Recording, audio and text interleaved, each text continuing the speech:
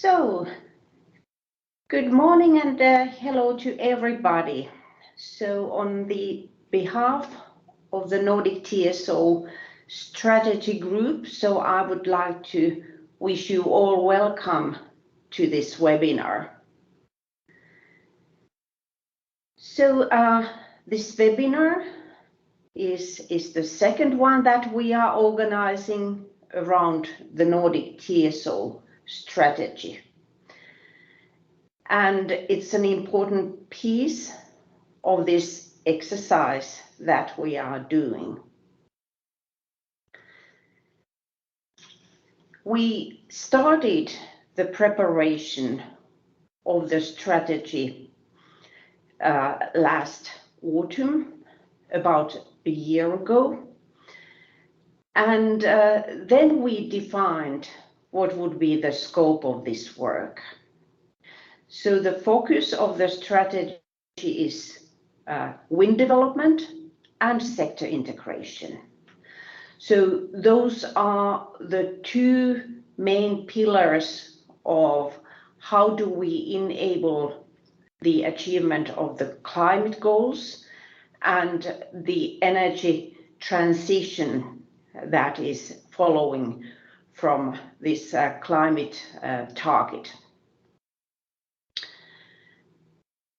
Not covering all the possible actions that are linked to these two topics of wind and sector integration. So we define the scope in the way that in this TSO strategy, so we will be looking at those actions that the transmission system operators need to do. And especially so as this is related to our Nordic TSO cooperation. So what are the actions that we as Nordic TSOs need to do together?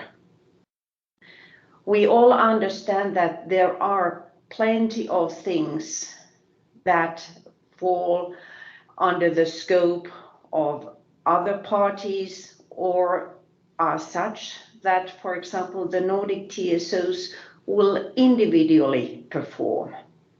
But here the scope is the TSOs and the TSOs together. Of course, it's not the TSOs only, but this is something that we need to do together, and that is why it's important that we have this discussion and we have this dialogue during the process. So what are the actions, what are the things that you are expecting from us and that we really need to deliver? Here is a bit about the timeline, so how we have come to this second webinar. So in March this year, so we organized the first stakeholder webinar where we presented the draft strategy, so the state of the document and the ideas that we had at that time. After that, we also launched the public consultation of the document and received very important inputs from you. After that, we have also had discussions with various parties to deepen our understanding so that we hopefully realize what we need to cover and what you are expecting from us. So now I would say that the work is relatively advanced, and this is an important checkpoint that we are having today in the form of this webinar. So after this, the document finalization will continue, and our goal is next spring when the strategy is to be ready, and it will then be published, and we also plan to organize a webinar for that point of time. So about today's agenda. So first, we will have the presentation of the strategy elements by Jussi Matilainen, who is chairing the strategy group, and Daniel Gustafsson, who is the chair of the Nordic TSO planning group. So here you will have a good explanation of what is the contents of the current ideas and how we plan the strategy, so what it will contain. After that, we will open for discussion and questions. So likewise in the previous webinar, so Richard Rebhan will facilitate that part. After that, we will hear about the future of offshore wind and energy islands. So what are the TSO insights of this? Hanne Storm Erlefsen from Energynet will provide this part. And then followed by Hillevi Priskar from OX2 Sweden, who will tell us about the cooperation of wind power and power to X. Then we will have a short break to keep up our energy. And after that, we will continue to hear about hydrogen in steel production and its possibilities in system balancing. So the presentation will be delivered by Maria Persson Kulda from H2 Green Steel. Then followed by a presentation about the transition to integrated electricity and hydrogen systems delivered by Magnus Korpos, who is professor from the Norwegian University of Science and Technology.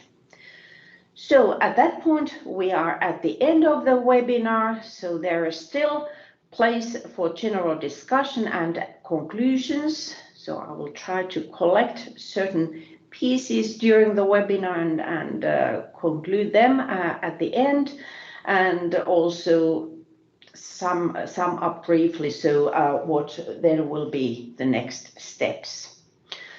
So please think about, is something missing? Is something now that we have included that does not belong into the document? So this is now a very important point of time to give your final inputs. And then finally, some practical webinar guidelines. So as you may have noticed, so the microphones and cameras are automatically being treated so to mute and off.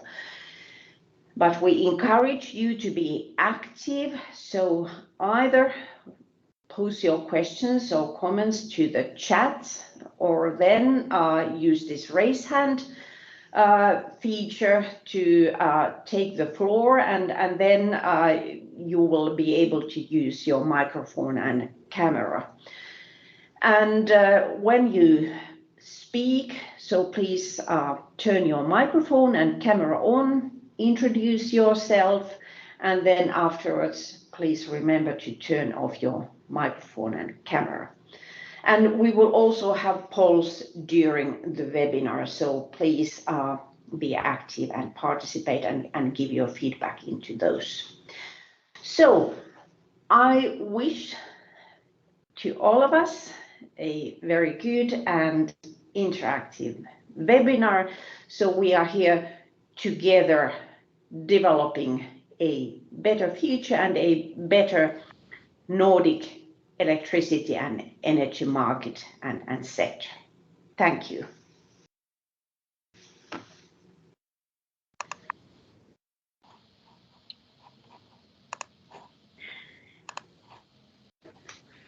And then we will go to the presentation. So first I will give the floor to Jussi Matilainen, who will start with the Nordic TSO strategy presentation. Thank you, Asta. Can you see my slides properly? I need to stop. Yes, Yes. they're fine. Okay, good. So, good morning. I'm glad to be here for presenting this draft strategy for Nordic wind power and sector integration development. So, why the Nordic TSOs are preparing this strategy and how the strategy work is done. So actually, as Asta mentioned about a year ago, our CEOs gave us an assignment that we should try to figure out that what will be the TSO role here in this development of wind power and sector integration strategy. And then we thought that the timeline would be up to 2030. So we really need to start to think that what kind of actions we need to take already now in order to achieve this common vision. And then at that time, we decided, of course, also to define what will be the joint Nordic vision for this kind of development. So that was the first element in this strategy to really create a common vision. And then, of course, we had to take a look at that what are our challenges now and in the coming years to tackle, and that would also fit into our strategy actions. But in addition to that, we realized that, of course, we have a lot of ongoing projects already running at the Nordic level, and we have to take those into account, all the projects which already support this work towards our goals. And finally, one important element is, of course, to listen you as stakeholders and get feedback and better understanding from your side in order to improve our strategy, because I think that's the common exercise, as mentioned there, that cooperation is one of the key elements here when doing this kind of strategy for the whole energy sector. So the purpose is to get a better common Nordic view, what is our role and what we are going to do from now up to 2030.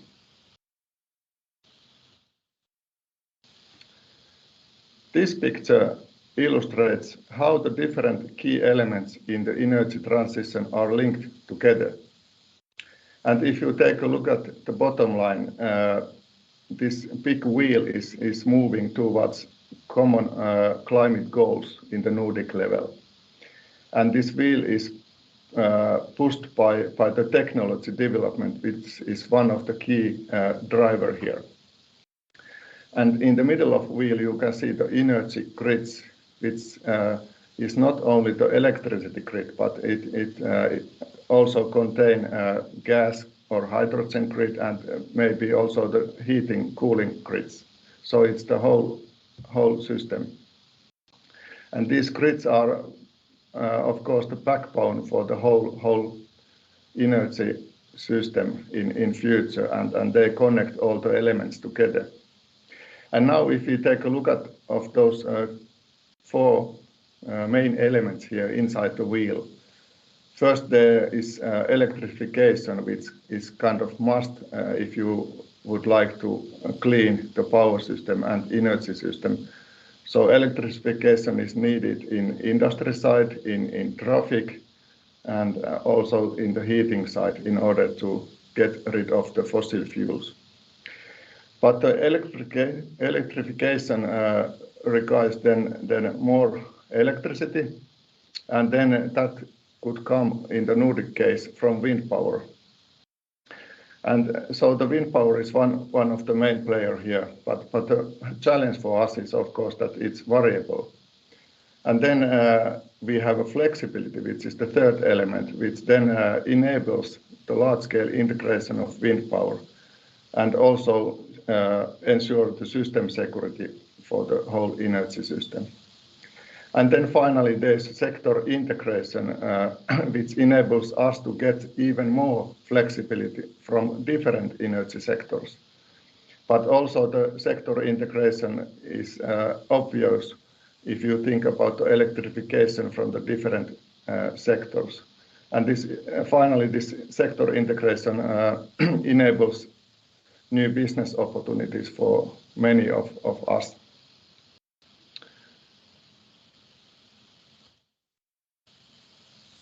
And now, the main part of the strategy is the so-called vision house you can see here. The joint Nordic vision is the basis for the strategy. The elements of the strategy are the vision statement in the upper layer, and then the building blocks in the middle layer, and finally the prerequisites to achieve the vision in the basement level here. So the vision statement is clean and affordable electricity, enabling a climate neutral, secure and integrated energy system. So there is a lot of promises here. Then in the second layer, the first building block is optimized energy system. And there the infrastructure is based on climate neutral electricity generation, but also it should take into account all the needs from the stakeholder side. Secondly, integrated market and secure power system. So there we should have a market design which supports flexibility, but also the system, secure system operation. And also a level playing field for all technologies is crucial there. And thirdly, we have an adequate infrastructure which enables an integrated market for renewables connection, as well as connection of direct and indirect electrification. And here the indirect electrification is something that if you don't replace fossil fuels directly with electricity, but for example, first from electricity to hydrogen, and then from hydrogen to synthetic fuels, for example. And finally, if you take a look at these prerequisites in the basement level here, one crucial thing is cross-border cooperation with stakeholders, but also among the TSOs. Also, it's important to share best practices among the TSOs. Then we have excellent wind conditions in the Nordic area. We have advanced electricity markets, and also we are working to get even easier access to the market. And it has been said that Nordic region is the trustworthy location for green investments. So that's our vision. And now, in the next 3 slides, I will present TSO's draft roadmap towards each building block of the vision. And the first question is, how can the Nordic TSOs contribute to the development of optimized energy system? First thing here is that we really have to use ambitious wind power and electrification scenarios in system planning. So we cannot anymore rely on kind of moderate scenarios. We have to really investigate what happens if or what is expected from us if the development is extremely fast. And then we have to develop tools to create cooperation models for holistic energy system planning, because only with the holistic energy system planning, the optimization of the total system is possible. And TSOs cannot do this alone. Then it's crucial to have a wide cooperation, and it requires as well new models how to actually cooperate here when doing this planning. And then the second building block, the question is how to form integrated energy markets and to ensure system security. So thing related to markets is that we have to really ensure easy market access and also financial incentives for all energy resources, also those new and distributed ones, to provide flexibility and system services. And here system services means, for example, inertia support or voltage control and things like that. And these financial incentives can be, for example, price signals or suitable grid tariffs to intensify this development. And then also it's important to introduce offshore bidding zones and integrate offshore solutions into the current electricity market structure.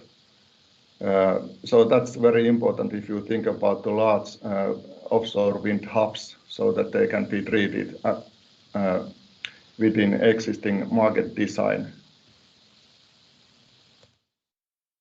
And then developed the requirement for new energy resources to ensure their flexibility and the system security.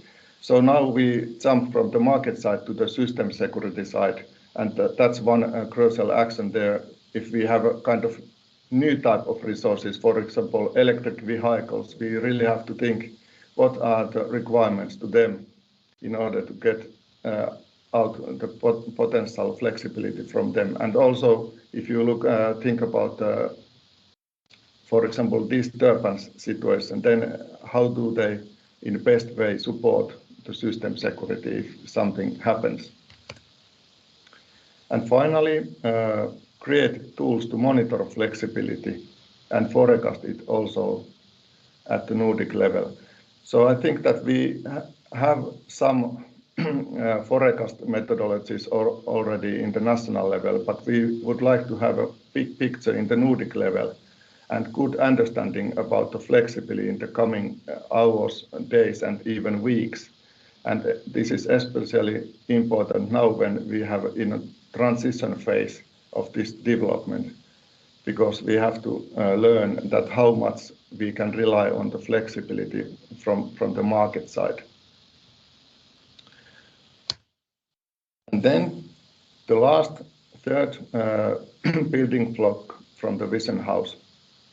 And now the question is how to ensure adequate energy infrastructure for all players with a reasonable cost. One thing is here that what does the adequate energy infrastructure mean, first of all? I would say that it's cost efficient and it's optimized, to put it short.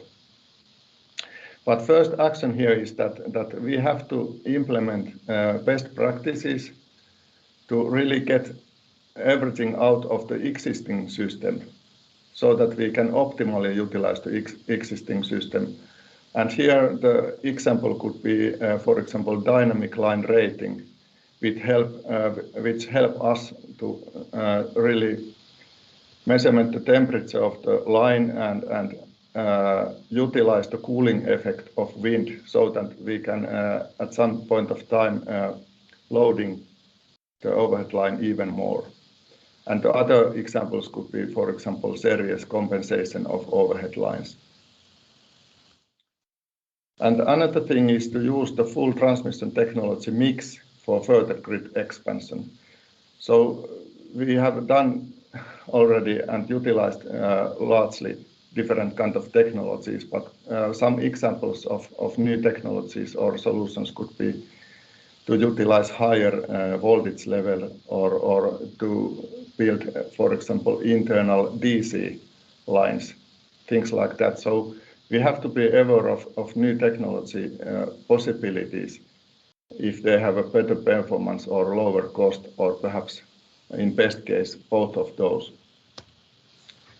And then when building infrastructure, we have to consider the wider area, not only the Nordic region, but to include Baltic Sea and North Sea regions as well, because nowadays we will have more and more connections to those other regions as well. And finally, very important thing is that we have to speed up the connection time to grid. So that was our roadmap. And the strategy has unfortunately no impact if it has not implemented. So that's why, as part of the strategy, we will define also the first actions or projects based on this roadmap. The aim is to start with first joint activities already in early 2022. In addition, we will follow regularly the development of this work. And now we come to the last slide from my side. So here we have picked up our main findings from the strategy work so far. First, cooperation is a key. TSOs cannot do this energy transition alone.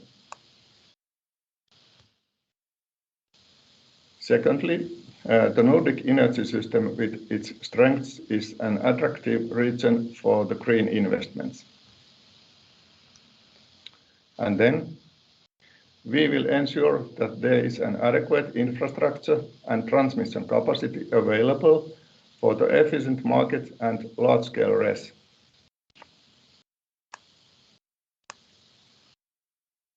And then about the flexibility.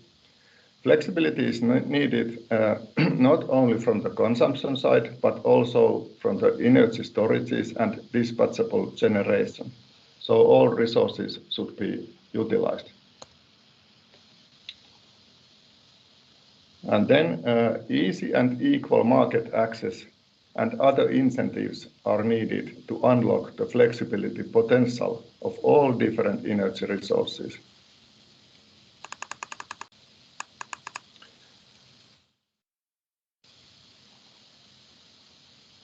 And then it's necessary to move from the Nordic electricity grid planning towards an energy system planning of the larger area. So we can also call this as a holistic planning.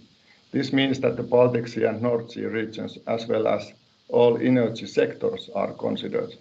Only then the entire energy system can be optimized.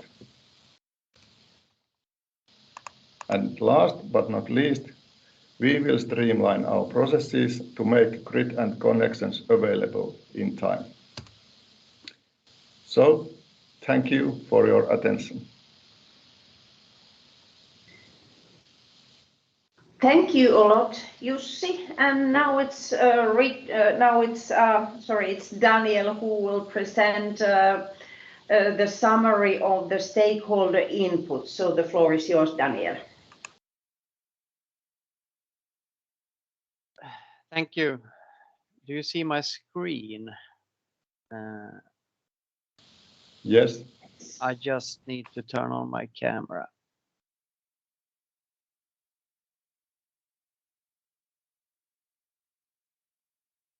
Okay.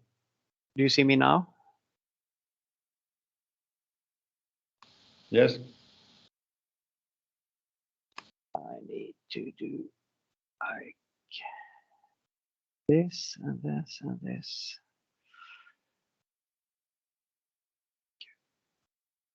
Now you see everything, I hope. Yes. Good. Hello, everyone. My name is Daniel Gustafsson, and I'm sharing the Nordic Planning Group, and I'm also head of power systems at Svenska Kraftnät. And I will talk a little bit about the stakeholder involvement process and how we have tried to incorporate all of the good input that we have gotten in this process into the strategy that Jussi just presented. And as Jussi said, this strategy is built on the defined Nordic challenges and basically setting a joint Nordic vision for 2030. And we have really tried to incorporate stakeholder feedback as much as possible at the level that has been possible. And this strategy will be a guiding star for us as the TSOs when we define the joint projects the coming years. In the beginning of the strategy work, I think it was early 2021 or something, then we had a common Nordic workshop together with all the CEOs of all four Nordic transmission system operators. And the aim was to align on the scope and to define the key areas to put extra attention on during the process. And at this workshop, one key area emphasized a lot by the CEOs, and that was the importance of, for us as TSOs, to listen to the stakeholders and the industry to carefully understand your needs, basically, and to really, when we work towards the goals in 2030, that we continuously have an open stakeholder dialogue. So what I want to say with that is that for us as TSOs, it's extremely important to really be able to get your feedback and to do this together in some sense. During the process, when we developed this strategy, we have involved you as stakeholders by having or trying to have an interactive dialogue in the form of 2 webinars. We had 1 webinar during the spring, and we have 1 here today. And we have gotten a lot of good feedback from that. We have also tried to provide the material continuously and for a specific consultation phase in order to really find the main challenges of wind and sector integration together with you, and also how we as Nordic TSO should promote the development on both of these themes. We have also had bilateral discussions on national level with identified stakeholders that have not been that active in the other phases. And this has been very useful for us to get the feedback continuously in these different stages of the process, to be able to basically adapt the strategy as we have worked with it. We have categorized the findings or the key findings from the stakeholder involvement process into 4 categories. It's grid capacity, transparency, incentives, and equal conditions.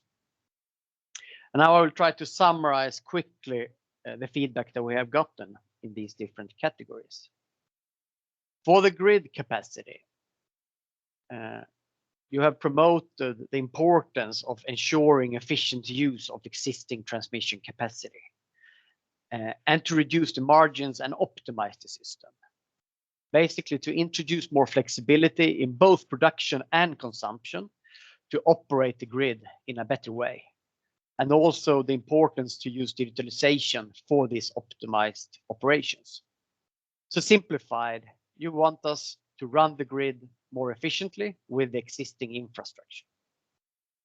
But there is also a big push to really reduce the lead times for new infrastructure, because both is needed. We both need new infrastructure and we need to use the grid we have in the most possible efficient way.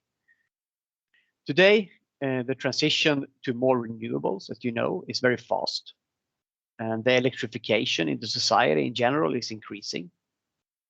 The transition of the industry to a fossil-free supply chain and a manufacturing process is a big potential for a competitive edge in all of the Nordic countries. And it's quite clear that the huge increase in demand, together with the production that relies on weather conditions, requires flexibility and storage capabilities. You as stakeholders has also emphasized the importance to limit the amount of curtailment on the wind power production.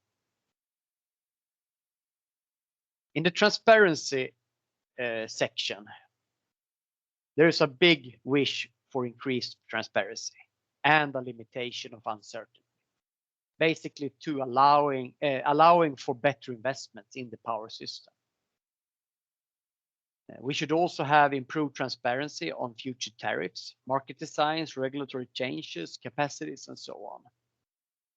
And you as stakeholders want us as TSOs to be an enabler instead of an element of uncertainty. We as TSOs should develop a plan on where production and flexibility is needed to meet the goals for the climate emissions. For the incentives, there's a big push for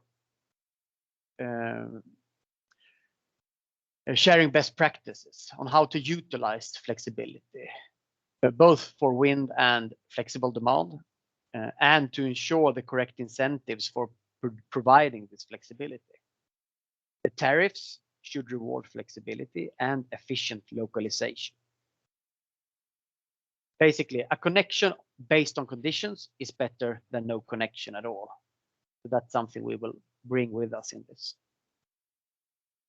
And also the importance of equal conditions. We should have equal conditions between different technologies and between countries. We should have coordinated rules between the TSOs, for example, when handling offshore connection points. So that is also a big major area that we have tried to incorporate in this strategy. And all of this input has been taken into consideration in the strategy work. And I really hope that many of these elements, or most of the elements, is covered. Of course, there has been a challenge to really package all this input and try to remove contradictions and so on. But we have really tried to have this stakeholder involvement as one of the key elements in this strategy. And that will also be seen in the future when we define the actions and the projects that we need to work with.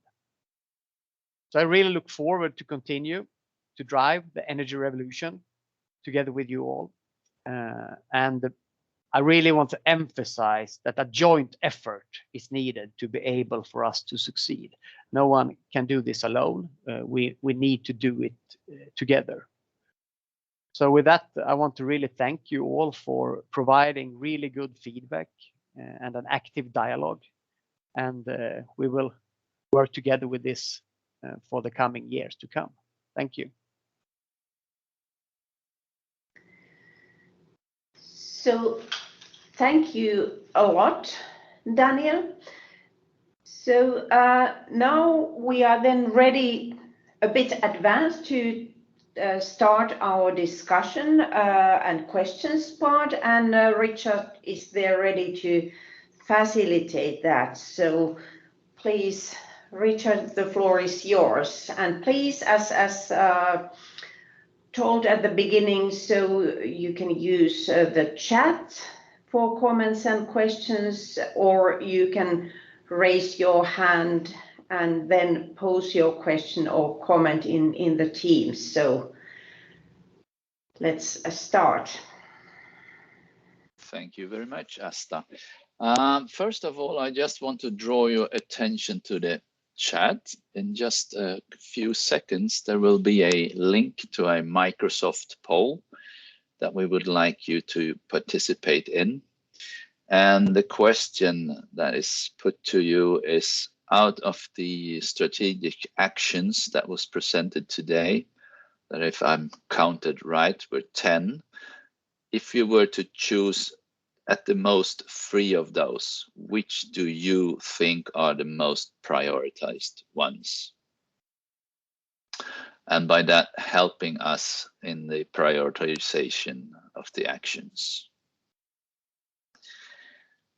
And then I would start with a question of my own. And I'll put that one to you, see. I mean, I guess most of us saw the draft strategy presented this spring, and now we see more of the mature version. What has actually changed since last time? Thank you.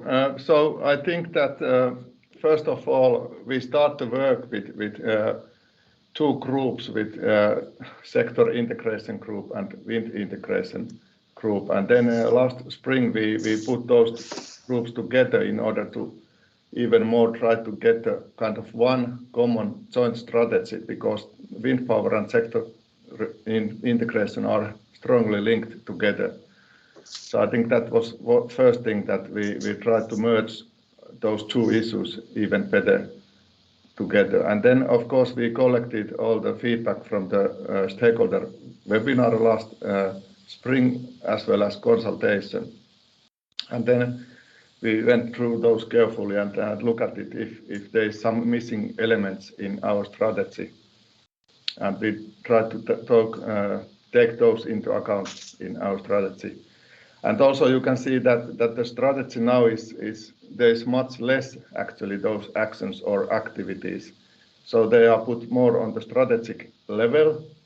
And also I would like to address that this solutions report will be included much more detailed description of these actions, as well as the vision part. So this, what you saw today, was just a kind of visualization of the strategy. So shortly, we have tried to take into account the stakeholder views and put all together. Okay, thank you very much. Then we have a comment here that it's lacking that this hasn't been mentioned, the focus on how to ensure power and energy security in the future. And I also got the suggestion that we would make that our fourth leg in the strategy. How about that, Jussi? Yeah, I was wondering that what is this power and energy security? Because I think what TSO are responsible is kind of power system security, or also somebody called it security of supply. But here I'm thinking if this is something else, because I think that the system security side has been mentioned then, and it's kind of obvious responsibility for TSOs we keep all the time in mind. But I don't know if it would be better open if somebody else can answer this, but I cannot see the difference here, that what is this power and energy security actually? What does that mean? If you speak about the generation adequacy, then I think that's another thing, which is not directly TSO responsibility as such. And then because I think TSO's responsibility is to take care of the power balance inside the market unit. Now it's 1 hour, and future it's 15 minutes. What happens inside that, then it's our responsibility. And otherwise, market should have a solutions for those balancing issues there. Mm. I'm not sure if this gives any ideas for the this question, but yeah, okay. Let's try another one here. Someone wonders how to handle the energy surplus from wind power, and how or the seasonal surplus of wind power, and to deal with it. And let's see, a bit moving, and how to store it, and how should we handle it if we haven't increased the grid capacity between, for instance, hydro dam storage and the wind power areas. I think that's the question of different solutions and flexibility in a wide understanding. I think that both directions, if there is a surplus of wind, or if there is, for example, cold week in the winter time and no wind, that's another extreme. And both ends we should manage somehow. And I think that we will need kind of long-term energy storage solutions, but also partly, I think, strong interconnections between areas and countries and bidding zones is part of the solutions, and could be also understood as part of the flexibility. So I think that there is a need for something more in terms of flexibility, and I think that we cannot rely only on one solutions, but we should be able to utilize several of those. Okay, then we have maybe an internal Finnish question. To what extent has the TSO of Åland been involved in these discussions concerning the potential for wind power in the area around the Åland Islands? Well, that has not been kind of specific question here, but I think it's part of the holistic power system planning, that if there is some big, for example, offshore wind power hubs, those should be treated similar way as whatever generation or of onshore wind power, that everything should be planned at the same time. So, for example, offshore or whatever Åland wind should not be as a separate case when planning the system, but everything should be integrated and taken into account at the same time. So in that level, I think we have taken this into account. Mm. And from Svenska Kraftnät, I can also, since Åland is also close by for us, we always try to have a dialogue when doing our system planning in that region. So really trying to take the full holistic perspective. That's extremely important. Mm. Then we have an interesting financing question. How to finance the offshore grid developments, and where do we draw the line between what is the TSO's responsibility and what is the responsibility of the wind farm developers? Then I think that Daniel is perhaps better to answer to this from the planning side. Hello, do you hear me? Yep, we hear you. I'm trying to turn on my camera as well, but I can't get it to work now. Now, Maybe you see me now.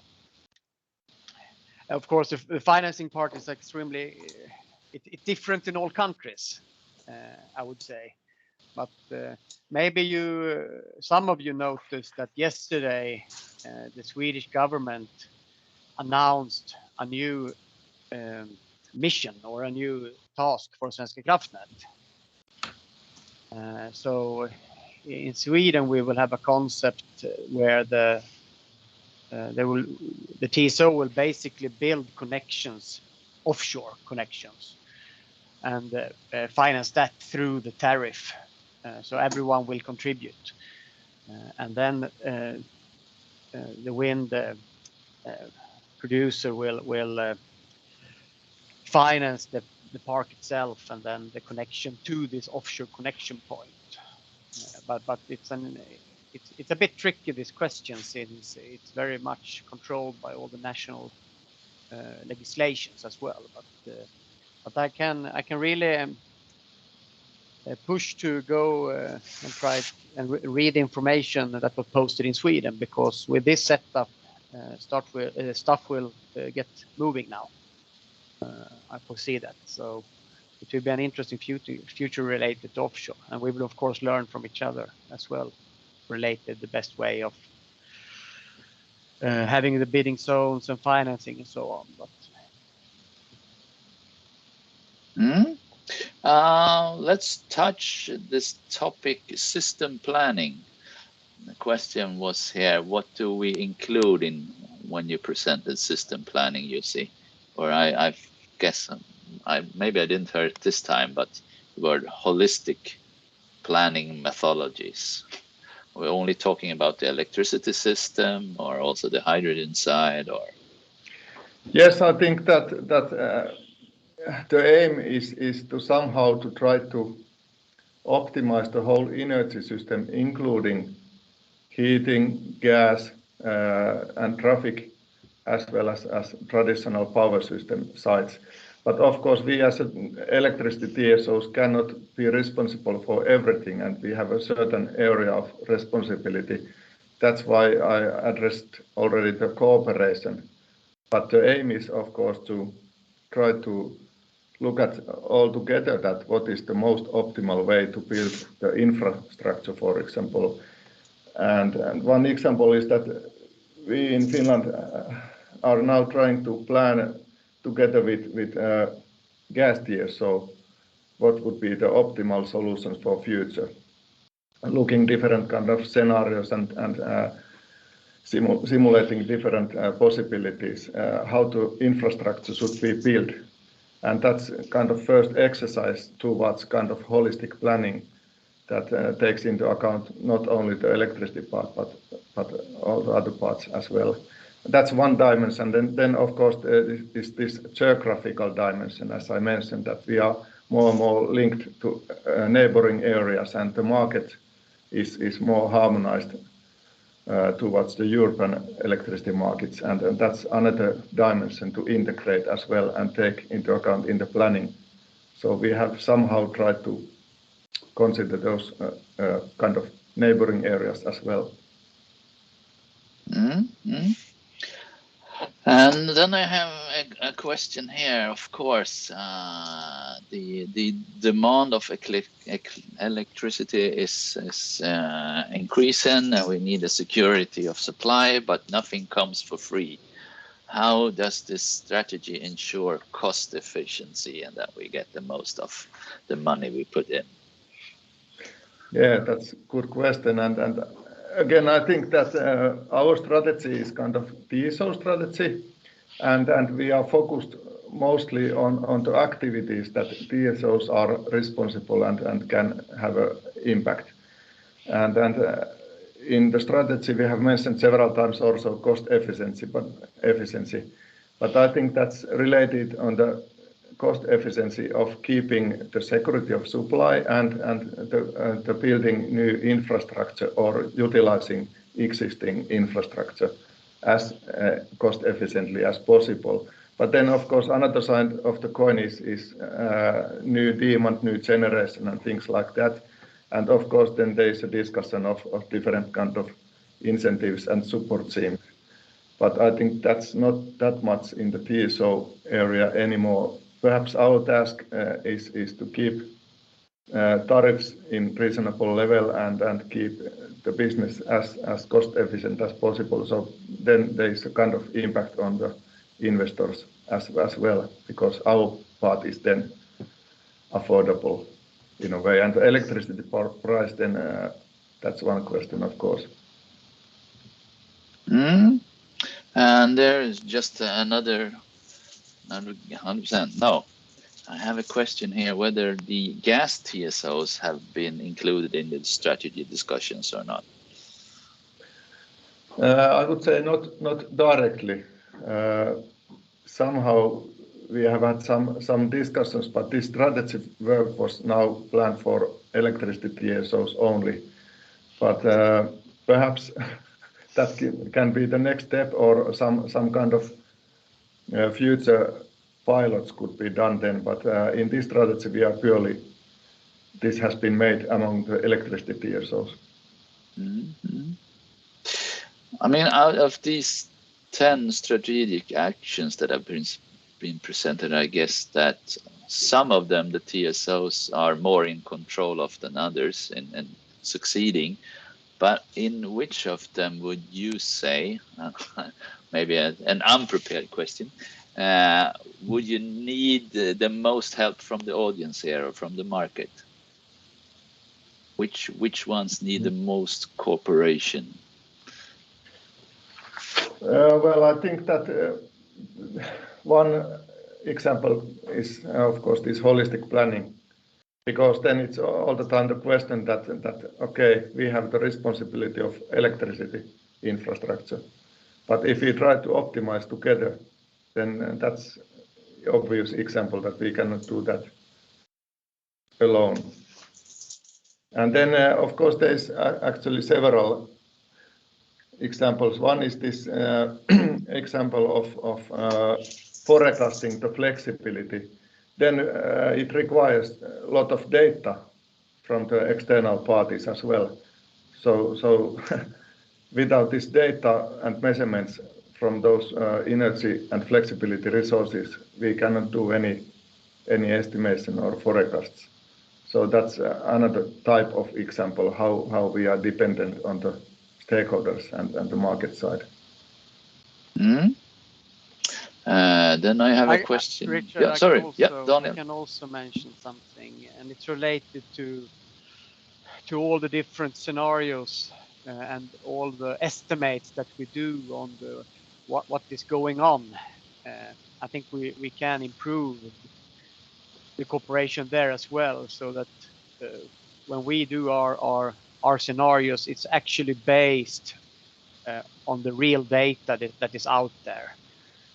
So to help us not guess too much, it's very tricky, but it's extremely important. Otherwise, we get into a situation that when it's uncertain and no one do nothing, and then suddenly we realize that, for example, a new industry is popping up, and then we are too late already from the start. So a closer cooperation on the prognosis and the scenario work, I think, is also important. Good point. Then we have a question here related to the EC offshore strategy vision that concludes that the most efficient way to deal with the offshore grid is a mix of technologies. And does this strategy indicate the priorities for cross-border cooperation related to offshore grid development? Daniel?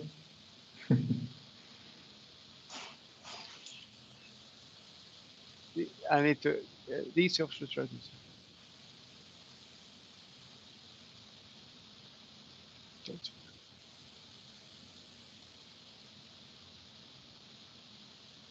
I think this will be in the strategy. We emphasize the importance, and I think that will be some tasks ahead to really do this prioritization part. As you all know, it's a lot that is going on, and the prioritization will be important. But at the same time, sometimes it feels like we need to do everything as well. So I think that's the best answer I can get right now. But I think this is a question we need to work on more to really get it tangible and to act specific actions actually. Mm-hmm. Let me put in another tough one in between here. I mean, on a scale, how confident are you that you will succeed with the strategy put up, and what do you see as the major risks that we could trip over in achieving what we are set forth to? Good question again. But I think that first of all, we really have to prioritize also among these tasks here, because we have a lot to do and we have a lot of mandatory tasks from the legislation changes as well. So that's one thing we have to start with. And then another issue to mention here that's now first version of roadmap, and I think we have to update this year by year because we get more understanding what will happen. So we have to tune this all the time. So only with that way we can ensure that we are doing the correct things. And yes, Daniel, have you something to add to that or? No, but I think you're right. It will be a continuous work, and we will learn. I think one challenge will be the speed, because as everyone knows, it's we are in the middle of this electrification, and we need to really do a lot to fulfill our climate goals. So I think speed will be one of the key elements in this. Then I have a question here about reserve thermal power capacity. What you think about that, and if there's also a forecast of the needed reserve power capacity in the coming years. Yeah, well, I would say that that's a bit out of scope of this strategy here. I don't know if somebody from our side, Asta, or somebody would like to comment on that, but for me it's pretty hard to start to give any forecast for this use of reserve power here. And somehow I think that we have to now concentrate on this flexibility from the new resources, because it's expensive and there's some problems with this old reserve power. So I could very briefly say here that as TSOs, so we have these certain reserve obligations that are coming from the European legislation, and that we need then also to divide in this Nordic synchronous area among the Nordic TSOs. And there are different types of reserves. And the ones that here is referred to, so they are the fast disturbance reserves.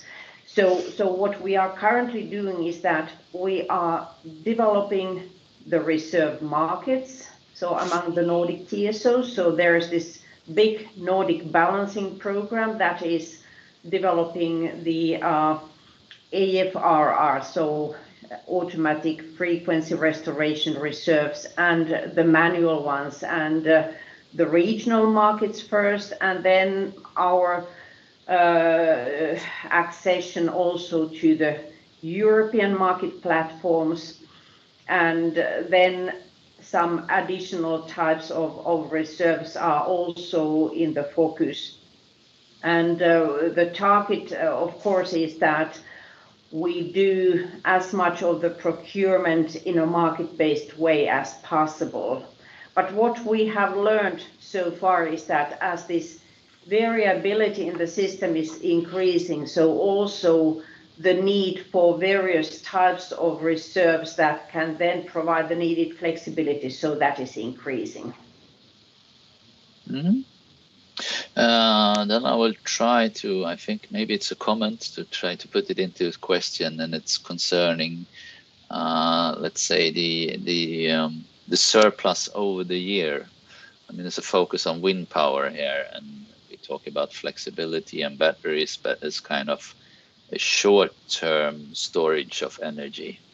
Do we have any comment on how to deal with the more long-term storage issue? You need to store the energy for maybe 6 months until you need it.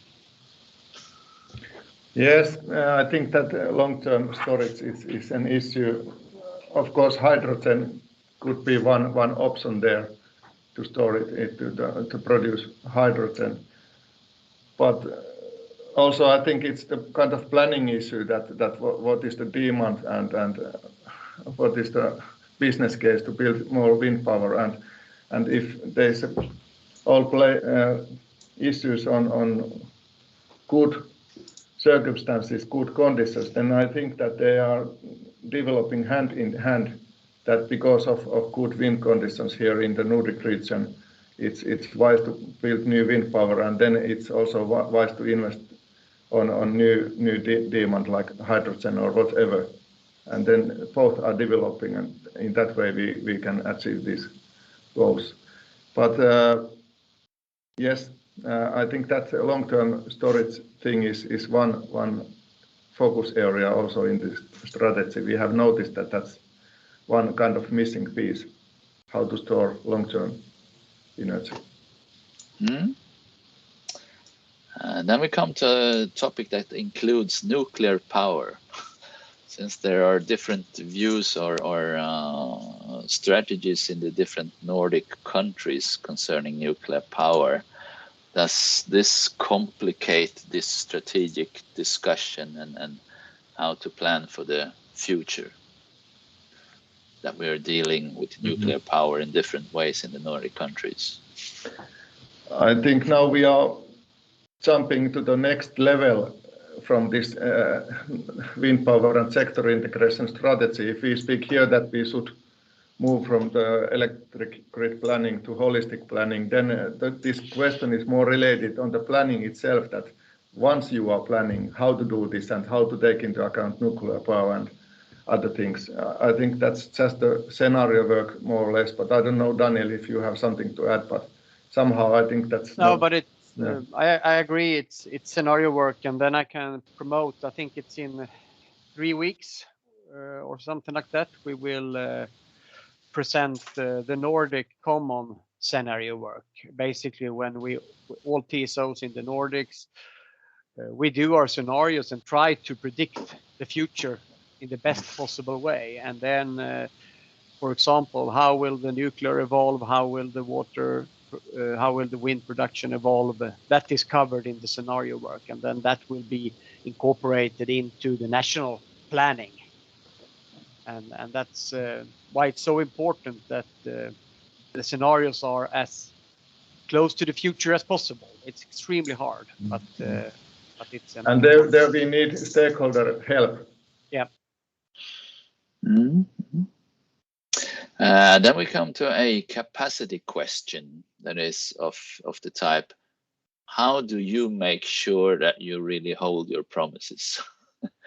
Or that we, with your increase or the investment projects, really deliver the increased capacity in the transmission network as expected?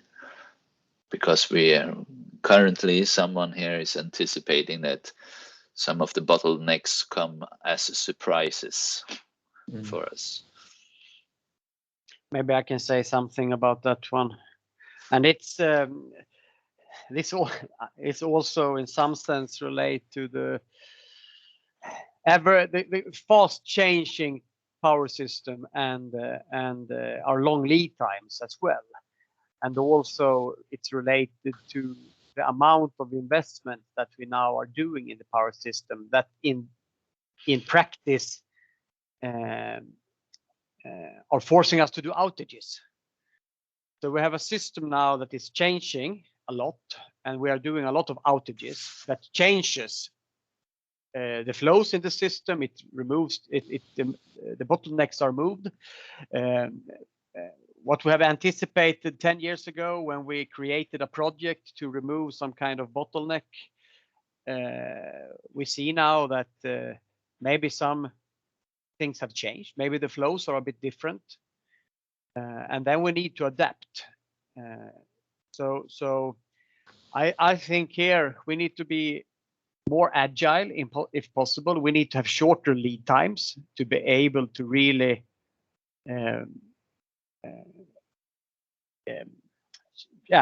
fix the bottleneck before everything has changed again.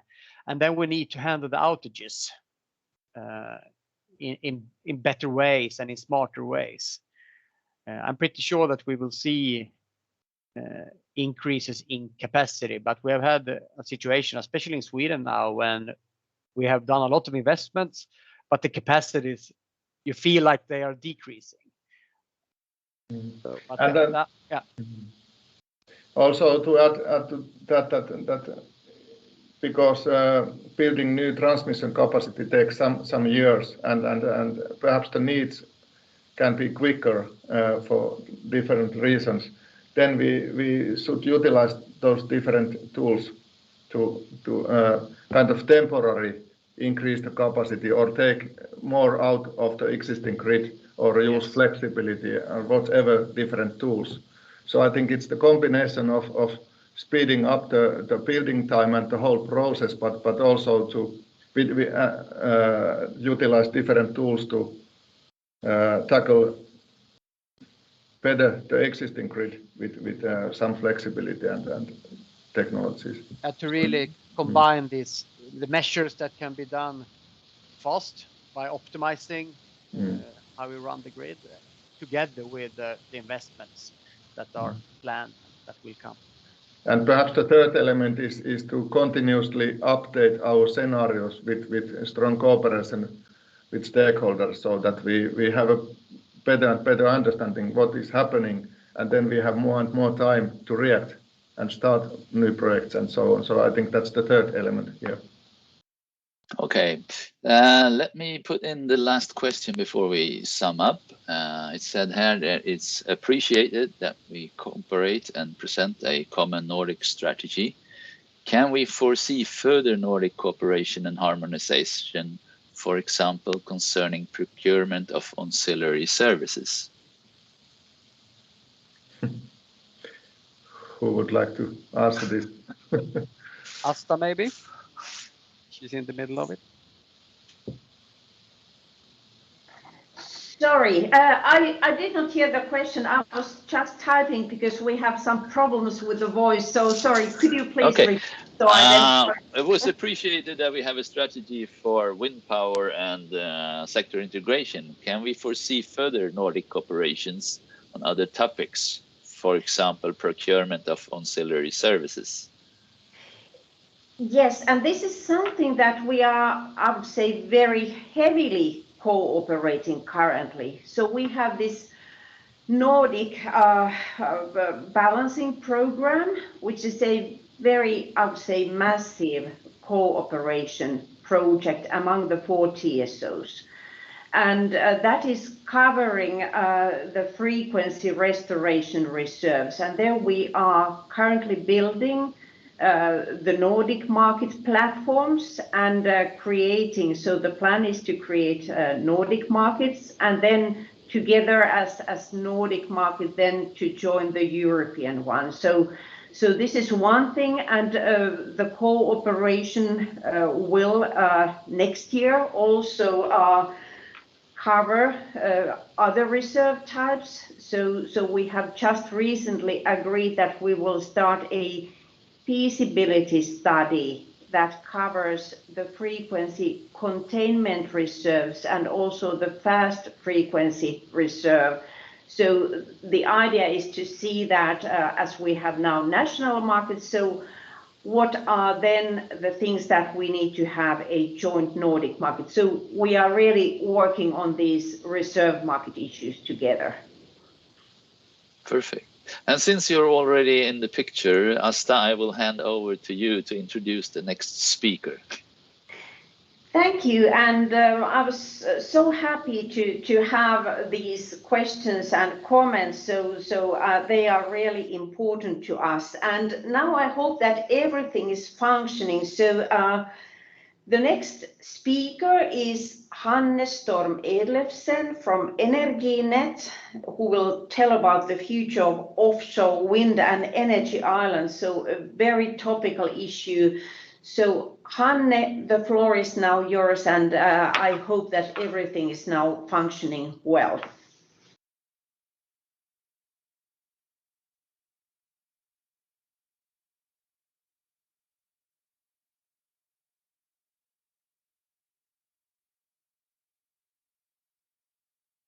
Hanne, can you hear us?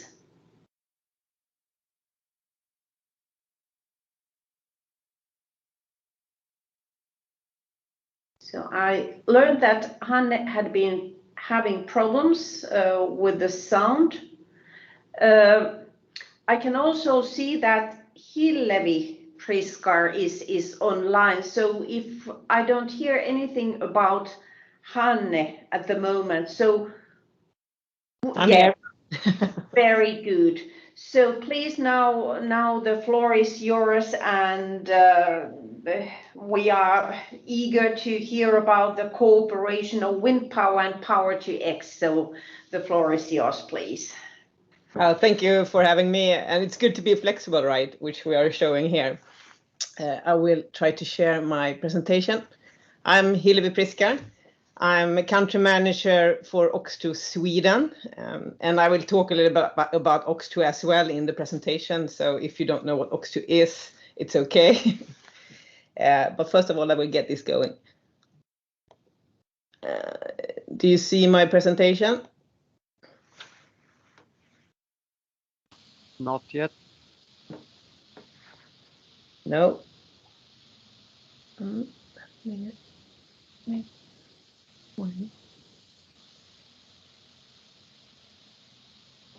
Okay. Here we go. Now we see it. Brilliant. You need to be technical flexible in this world. I will talk about growth, and especially when we are in this new industrial era, which the Nordic countries has been really good at. So what is growth for me, and also I think of all Nordic people, is profit. How can we get more profit to our countries? How can we do more employment? And also how can we create more new businesses, which I think offshore is, and also power takes. I think Daniel and everybody in this strategy, which is really good and really encouraging, also talks about need of speed. And I think we really need to emphasize this about what is happening in the world. I mean, we have climate change, temperature is increasing. We also have this loss of biodiversity. So we need to do that. And we need to do it, I think, with the commercial forces, which is a really good change movement, so to say. So going back to growth and profit. And I also believe that, which I think you're showing us now, is this outside of box thinking. I think the old legislation that we have, also the mindset that we have that made us successful so far, needs to be rethought around. So we need to think outside the box and how to collaborate and also create new business models, and also the way we will develop this and do the projects. So now I will go into this. First, growth, need of speed, and outside the box thinking. So for me, we at OX2 want to create this fossil-free energy hub in the Northern Europe. What is our background? I mean, we started as one of the biggest developer of onshore wind, actually in Europe. So this is our background. We have done it for many, many years, making it commercial, going from a subsidized here in Sweden and also in Finland with different type of schemes, and also in Norway, coming into now building it onshore wind on grid parity. And that's due to all the magnificent work of suppliers, of actually legislation here in Sweden, where we have had the open box model, and also in Finland. So together we have done, I would say, an optimization to do really cost efficient, scalable energy sources and renewable. So what we see now, and what we started a couple of years ago in OX2, is also that this could be done offshore, and I think worldwide it has been done. So now it's the time for the Nordics, especially in the Baltics, to really do it. So we want to be one of the leaders in this. So I think also this necessary shift is needed to be done, and it is also much, much larger scale compared to what we have done onshore wind. So what do we need to happen, and what can this actually do when you go into large scale offshore in the Baltics, and also I would say in the Kattegat Sea, is it will enable a fossil-free Europe. That means coming to all this large announcement about new energy consumption in Sweden, I think also in Finland. Here you can actually enable this in a really quick way. I mean, it's short lead times if we get everybody working at the same target. It will also increase the competitiveness. Now I say the Swedish industries, but I agree it will be for everybody in the Nordic countries if we get large, cheap electricity into the system. And also predictable, of course, which offshore actually is much more. In the ocean, it blows much more than it does onshore, and much more predictable. I also believe it could create a large new scale renewable industry in the Nordic countries. I mean, this is huge power plants outside. I will show you more about this. It creates a lot of add-ons and also a lot of employment.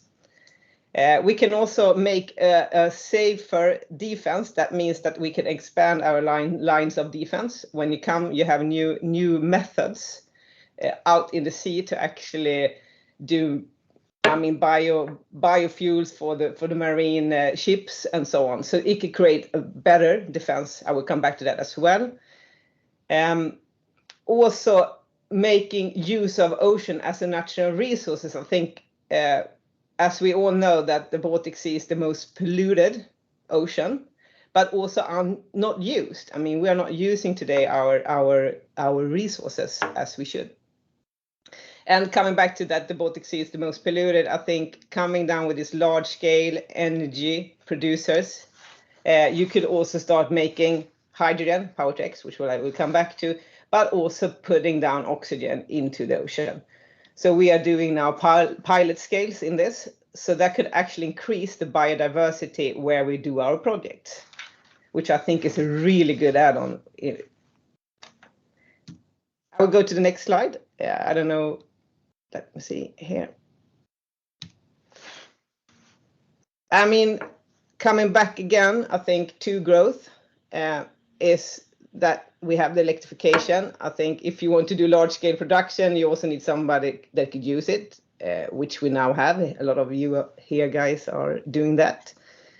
We have the fantastic industrial transformation announced, coming into changing out the fossils in the production units, in mining, in steel, and concrete. Also coming to what we see is the digitalization, and you probably as a TSO and DSOs have noticed that as well. A lot of Google sites or like hubs that will also want to consume electricity. So new industries coming in. So a lot of energy is needed. As we look at the market, is that EU wants to become the first climate neutral region in 2050. I think we need the time of speed here, because as you know, there are a lot of long lead times when you do this type of transitions. I saw somebody writing in the chat that it takes 7 years to build a power line, overhead line. I think in Sweden we have had a track record of building and develop wind farms. It has taken us 10 to 15 years in some cases, and also making it work together with the grid. It means, I always say that we have two projects. One is actually the wind farm or the production unit, but also the grid project. And they don't always align because it's two different legislation. So I think we are actually out of time. We need to act now, which you're doing here. I also see that there's, one other target that we have is that a lot of people have the same view as we do here at OX2, is that it's going to be done by the offshore. We have this unused natural resources.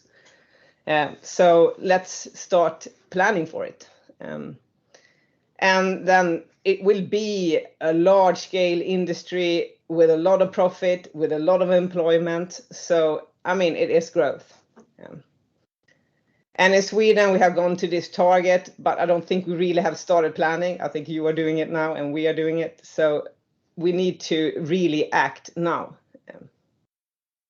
And then to able to consume electricity, you need to have the electricity. And we see a lot of industries in Sweden today not taking investment decision due to volatile prices, also 24/7 security. So I think that's a really good topic also to discuss. Why offshore then? And why in the Baltics and in Kattegat? First of all, which I told you already, is reliability. Strong wind conditions, steady wind conditions. We can do it in scale due to we actually have not super clear yet, but we have had a history of doing flexible permit. That means that you can optimize suppliers and also the way you design it. And we can also larger turbines and bigger wind farms.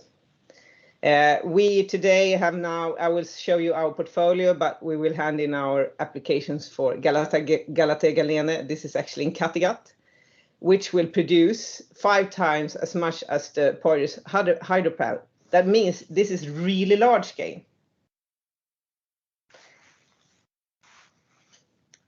Location, we believe that offshore has and will have a big impact in the whole Baltic Sea, but I think the first power plants will be, from our view, in the south of Sweden, where we have a high demand, or to the continental. If we could do that, that would be even better. Then we could phase out the carbon. So there, I think if we could use it efficiently, it could make a lot of environmental impact as well. We see the levelized cost of energy going down by the day. We see it onshore, we see it offshore. We see investor paying a lot for these type of assets. It's a secure asset financially. And we also see the turbine supplier coming up with new models that actually create much more energy efficiency on how to produce electricity. And then we also see, which you have provided us with good information today, is that we actually can connect the Baltic countries and also the continental if we could do this planning in a good way.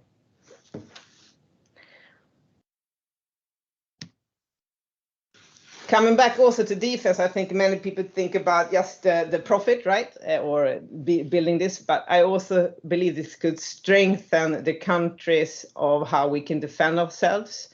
And they are also making a transition, because now today they are powering their own fleets with petrofuels, which are supplied from the world. Here we could actually create these type of hubs where we could have our own fuel produced close by and controlled. So it will become less vulnerable. It will expand the line of defense. And as I said, the defense becomes self-sufficient in fossil-free fuel. And also preparing for this type of hydro fleet. So this has actually done, and I see the Sweden has worked with, I see also Finland coming there, that the authorities also want, or the government wants to go this way. So Power to X. which was one of my main here. How do you do that? I mean, when you get this large scale production and we have different type of consumers, I think Power to X will be a really easy way to actually store energy when needed. The technology is here, but not in that large scale, which these wind farms will need, the offshore wind farms. And it can enable green hydrogen, which will go into ships, airplane, trucks, and industries. It could also enable new industries, operation in harbors and coastal towns. So, I mean, it will create a lot of new employment if we can make this work efficiently. It also allows storage and transportation of energy. There are some research needed to be done, I mean, to really do this large scale, but I think we are in the verge of doing this. So here we need to think outside the box. How can we do it, and how can we do it in large scale to drive down the costs?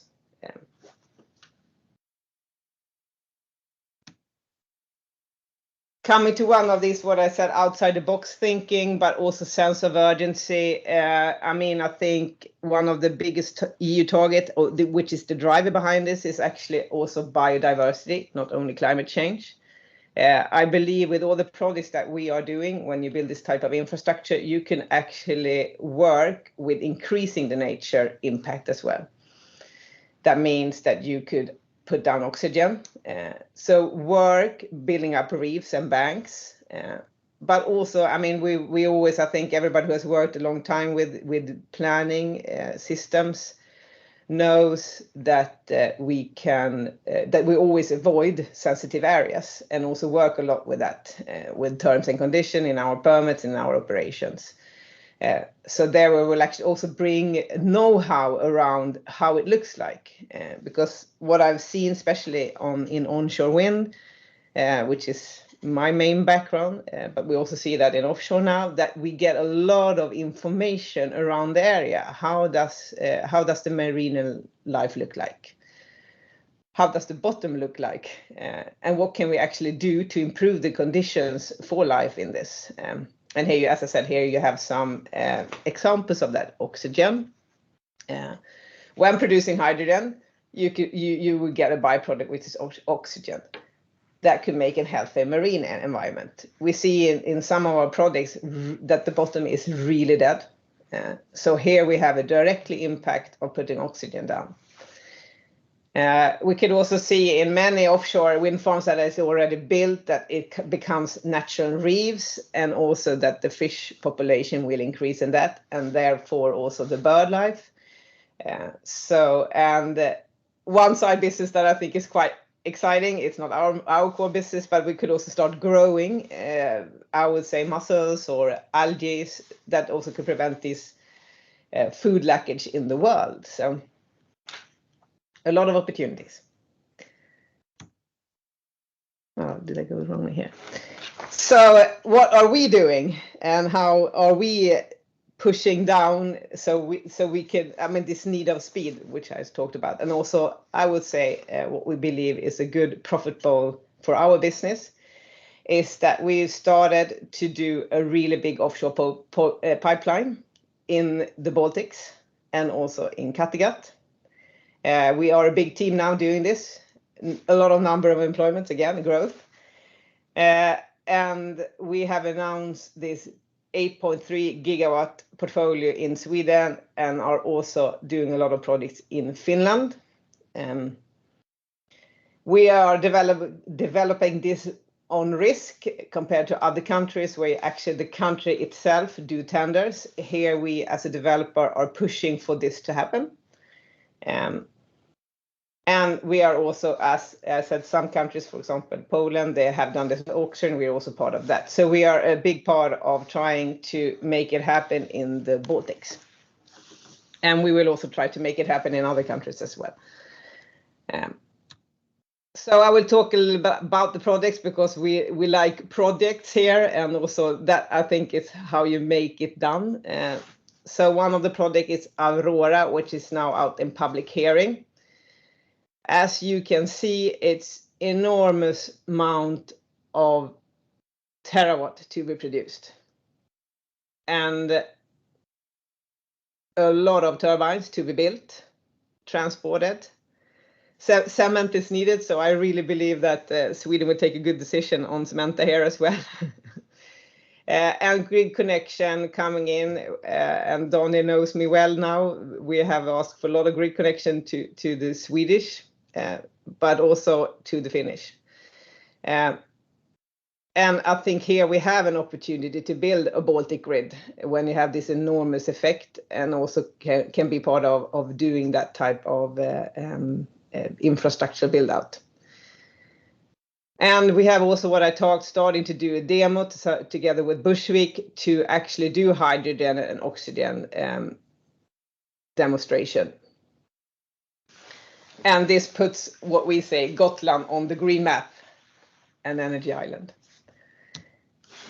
We have another project on the west coast. As you can see, the grid connection will be to Ringhals, and it will produce a lot of terawatt hours as well. A fantastic project, part that could also be part of the Danish build out as well. Sweden and Danish can build together. Here we will hand in the application today, and there are a lot of different legislations to be handed in. It's quite complicated because all of these wind farms are outside in the economical zone. I think we are applying in 3 different legislations, which may make this real difficult. So the need of collaboration is important, both with the society, but also with different actors to make these type of things happen. Another project, Triton. As you can see, we will hand in application for all of these projects this year. It's also direct into the south of Sweden. Here, there are a lot of infrastructure need to be built out, especially for the grid. But as you can see, a lot of power as well. And here we actually are looking into, at the same time, doing a lot of hydrogen production. So there are a lot of possibilities actually right in the planning. And I hope this makes you really inspired also to start doing even more planning and put up into speed. I would come down to, okay, what is the next steps? Because, okay, this is, I would say, early projects in many senses. We hope for starting construction as soon as possible, but there are many ways to go, many routes and hinders to be passed. So I believe the next step is that we need to create new ways of working, because with these new type of assets building out, first of all, we need new type of legislations coming in, or testing of legislations. We also need to build new business models, and I think what Daniel also said about the Swedish government coming up with this proposal, which is brilliant, but there are a lot of discussions needed to make it happen. Ownerships discussions, how to do it and how to do it. So I will really want to thank you all for listening to me. And if you have any questions, please let me know. And remember, growth is important, right? And the need of speed. And also think outside the box, which I think the Nordic TSOs are providing us today with. So thank you all. Thank you, Hillevi, for this very inspiring presentation. So we will take the questions at the end of the next session. I hope you are there. And I think that Hanne Storm Erlefsen from Energynet is now ready with her presentation to tell about the future of offshore wind and energy islands. So Hanne, the floor is yours. Thank you very much. And also apologies for having issues earlier. This is the thing in this hybrid world, but glad that you could step in for me previously. I'm not quite sure whether I can change the slides, but I think that you can for me, so please change slide. First of all, as you said, I was asked to tell about energy islands, but why are energy islands even necessary to talk about. Why should we do something that wild to actually build new land? And that is why I have taken with me these 2 slides from IPCC. Here is the warming on 2 degrees, which most scientists say that we will be able to continue our lives with on the Earth as it is. And if you take the next slide, please take the next slide. Sorry, there's a small delay. I have changed the slide. Okay, let's try again. I can see the change. Okay, Daniel can see the change, but I cannot. Well, we have an issue with our IT today in Energynet, so it might be on my side that it's a bit slow. But if you can see the 4-degree warming, then I hope you can see the difference in where we are and why we are discussing new things to do within the energy sector, because speed needs to be higher, and also scale needs to be bigger. So if you can take the 4th slide, hopefully this works on your side, and then I'll try to see if it works on my side later on. It changed now. Okay, good.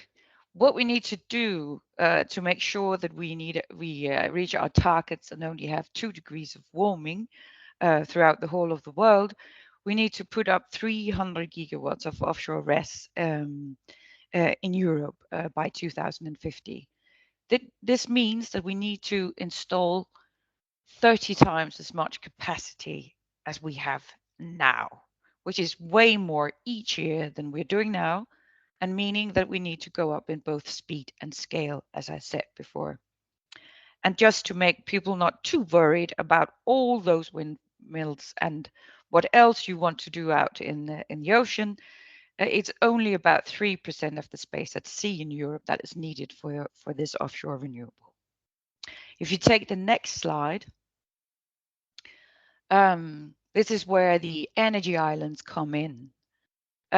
We have been working from Energynet's side on this concept of energy islands since 2017. At first, it was just an idea, a vision of going up in scale and also going up in speed. But then in June 20, a broad majority of the Danish parliament decided that we should establish 2 energy islands in Denmark. One is that reason to do this is that they should be more profitable, but also to see that we should connect more across borders is one of the main issues here. And that is also why it's interesting in this Nordic constellation to talk about this. We're starting out at Bornholm, the small island close to both Denmark, Germany, and also Sweden. It's an existing island. Some of you maybe have been there. It's also called the Sunny Island. You've been there probably for tourists and holiday season, which is it's a very nice place. But it's also a great area in the Baltic Sea with lots of wind resources. There we are aiming at putting up 2 gigawatts of offshore wind by 2030. And then if we go to the North Sea, it will be an artificial island. And at first we will put up 3 gigawatts and later on up till 10 gigawatts. So it will be new offshore wind farms and of course connections both to onshore in Denmark, but also in different countries. I'll go more into that later on. So if we change slide again and look a bit more at the artificial island in the North Sea, it will be 80 kilometers from the shore of the peninsula of Jutland. It will be growing, as I said earlier, from 3 gigawatts up to 10 gigawatts. In total, with everything, wind farms, electrical installation and power cables, it's estimated to cost around 28 billion euros. The island itself is only a small part of this. But since it's such a big with the long-term perspective investment, there would be created a public-private partnership to actually build the island and also afterwards be sort of the landlord on the island. That tender for the private part is being prepared now by the Danish Energy Agency, and there's a market dialogue going on now with different partners who are interested in actually being that private partner, that private landlord. So if we take the next slide again, what the Danish Parliament has decided is that it will be sort of a caisson island. But basically, you can do different types of islands. You could have platforms, as we know from the oil and gas sector, made of large steel platforms, these hubs. You could also do a classical sand-filled island where the sea is not too deep. But here it will be a form of a caisson where we will have, it could be like containers, but it will be more dammed in and filled with stone, sand, or other materials. We don't know the exact size yet, but it will be approximately 40 football lanes at the first step out. That's the expectation. But later this year, there will be a new parliament decision on the actual size of the artificial island. Also taking into account what room we need for innovative areas for not for casinos or scuba diving, but more for laboratories, for power to X. It could also be for data hubs, etc. This is also part of the current market dialogue to ask the market what ideas do they have, what are the perspectives of time on these ideas, and when do they actually need areas out on the energy islands for these types of innovations. But one thing is sure, if you take the next slide, and that is that we need interconnectors to other countries to make this hub and spoke idea a really good idea. If we look at the Baltic Sea, we could reach out from Bornholm to Denmark, of course, obviously, but then also to Sweden, Poland, and Germany. As it is now, we are cooperating with Germany, both on the governmental side and also on the TSO side with 50 Hertz to look at a possible connection. We are also from Energynet side in good discussions with Svenska Kraftnät on this as a possible idea. Nothing on the table yet, but definitely good options there. And if we look at the North Sea, the picture is, of course, a bit broader. For now, there are both governmental and also TSO cooperation with Germany, the Netherlands, and Belgium. But there are also possibilities to go to UK and, of course, also Norway, where we have already, from Energynet side, also presented this for our colleagues in Statnett. So also very interesting. What we are hoping for is that in the North Sea that we will have one connector for the 3 gigawatts, and then of course several connectors further on, and also more wind. This could be the same in the Baltic Sea, that we start out, for instance, with Germany, where we are farthest now, and then later on connect to Sweden or Poland. So very interesting perspectives here, not only with regards to selling the renewables, but also, of course, due to energy of supply. We have very strange weather these days. We have dry storages in the Nordic countries. So the pattern of production is changing, and the more interconnected we are, the better the energy of supply, of course, will be. If we take the next slide, I'm quite sure many of you already know the concept, but just to make sure that everybody is on board, this is actually the concept of an energy island, or also what we can call a hub and spoke. That we have the wind farms around the hub or the island. They are connected directly to the island, and then we will change to direct current and put it onshore. In the beginning, we expect it to be just put onshore as electricity, but and in some cases already at first be changed into hydrogen onshore. But later on, there's also the possibility that we can make hydrogen on the island if the market wants to, and either have ships coming out and gathering this, or we can have hydrogen put directly into the shore and being used as green fuels in heavy industries and in transport directly, for instance, in areas of Germany where a lot of this is asked for at the moment. This also makes me go further to the next slide, because 10 to 16 gigawatts with these hubs is of course a lot of power. This means that this is both a part of electrification and also power to X. We can do direct electrification for a certain part of our energy system, but then we also need the indirect electrification to go all the way in 2050. So this is basically what we're working at and what we're looking into. And I think that the perspectives there are really interested from a whole, not only Nordic, but also European perspective, of course, with these hubs or energy islands. If we take the next slide, I just wanted to show you one of my new favorites, which is one of our survey vessels that we have out now. It's one of the survey vessels in the North Sea, Fugro, who is doing geophysical studies and mapping the seabed. It's looking both at the seabed structure, whether there are archaeological findings. Actually, in that area, one of the biggest sea wars has happened in the First World War.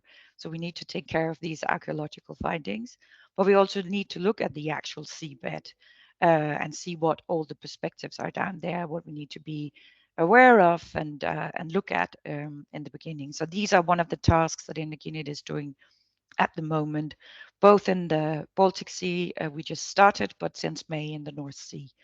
Later off, we will of course look more into the animals out there in the areas and all the plans to make sure that we build these things in the best respect for nature.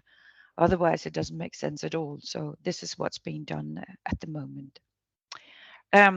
If we take my second last slide, it is the timeline of the energy island in the North Sea. It's almost the same for the Baltic Sea, except of the actual building of the artificial island.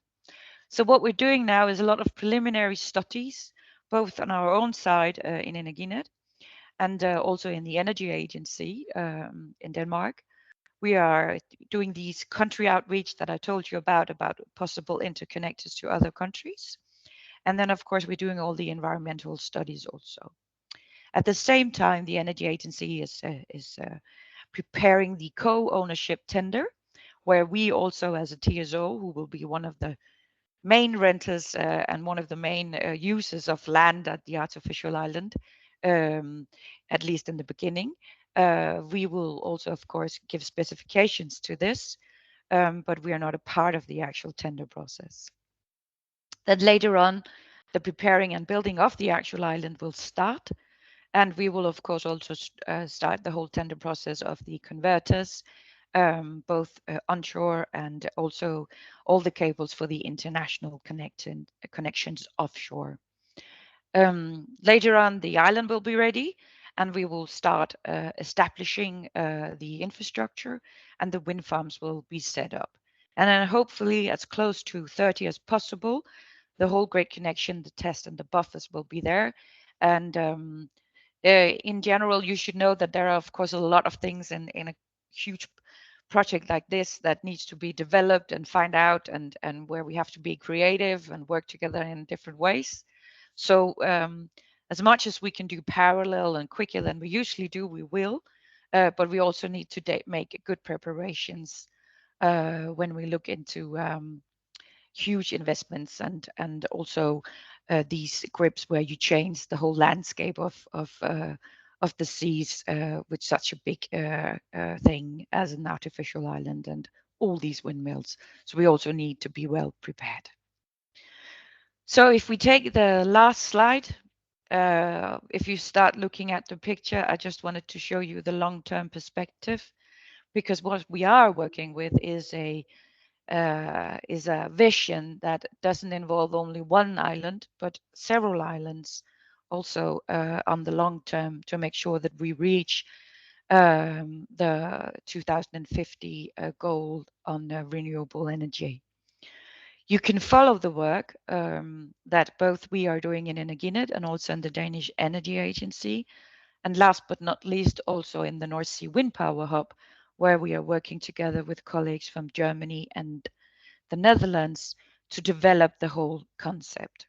So I hope you will be following our work there, and please knock on our door if you want to hear more about this huge, but also I hope game-changing project that we're doing right now.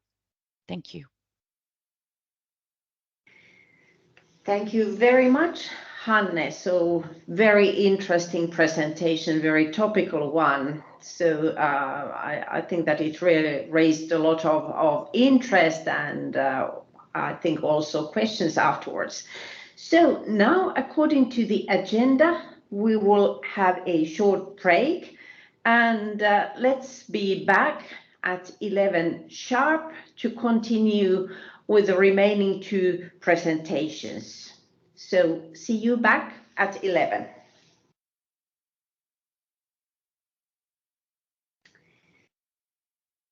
So I hope that you had a good break and are back for the second part of our webinar. So we will start with a presentation about hydrogen in steel production, and also what are the possibilities for system balancing. And this presentation will be given by Luisa Ora, who is replacing Maria Persson Gulda. She comes naturally from H2 Green Steel and is the Chief Procurement Officer there. So Maria, the floor is yours, please. Hello, everybody. Thank you very much for inviting me. I have a presentation that we are just preparing to share on the screen, but I can start without the slides for now. Oh, now that worked. Just 1 second while I get this up. Thank you for your patience.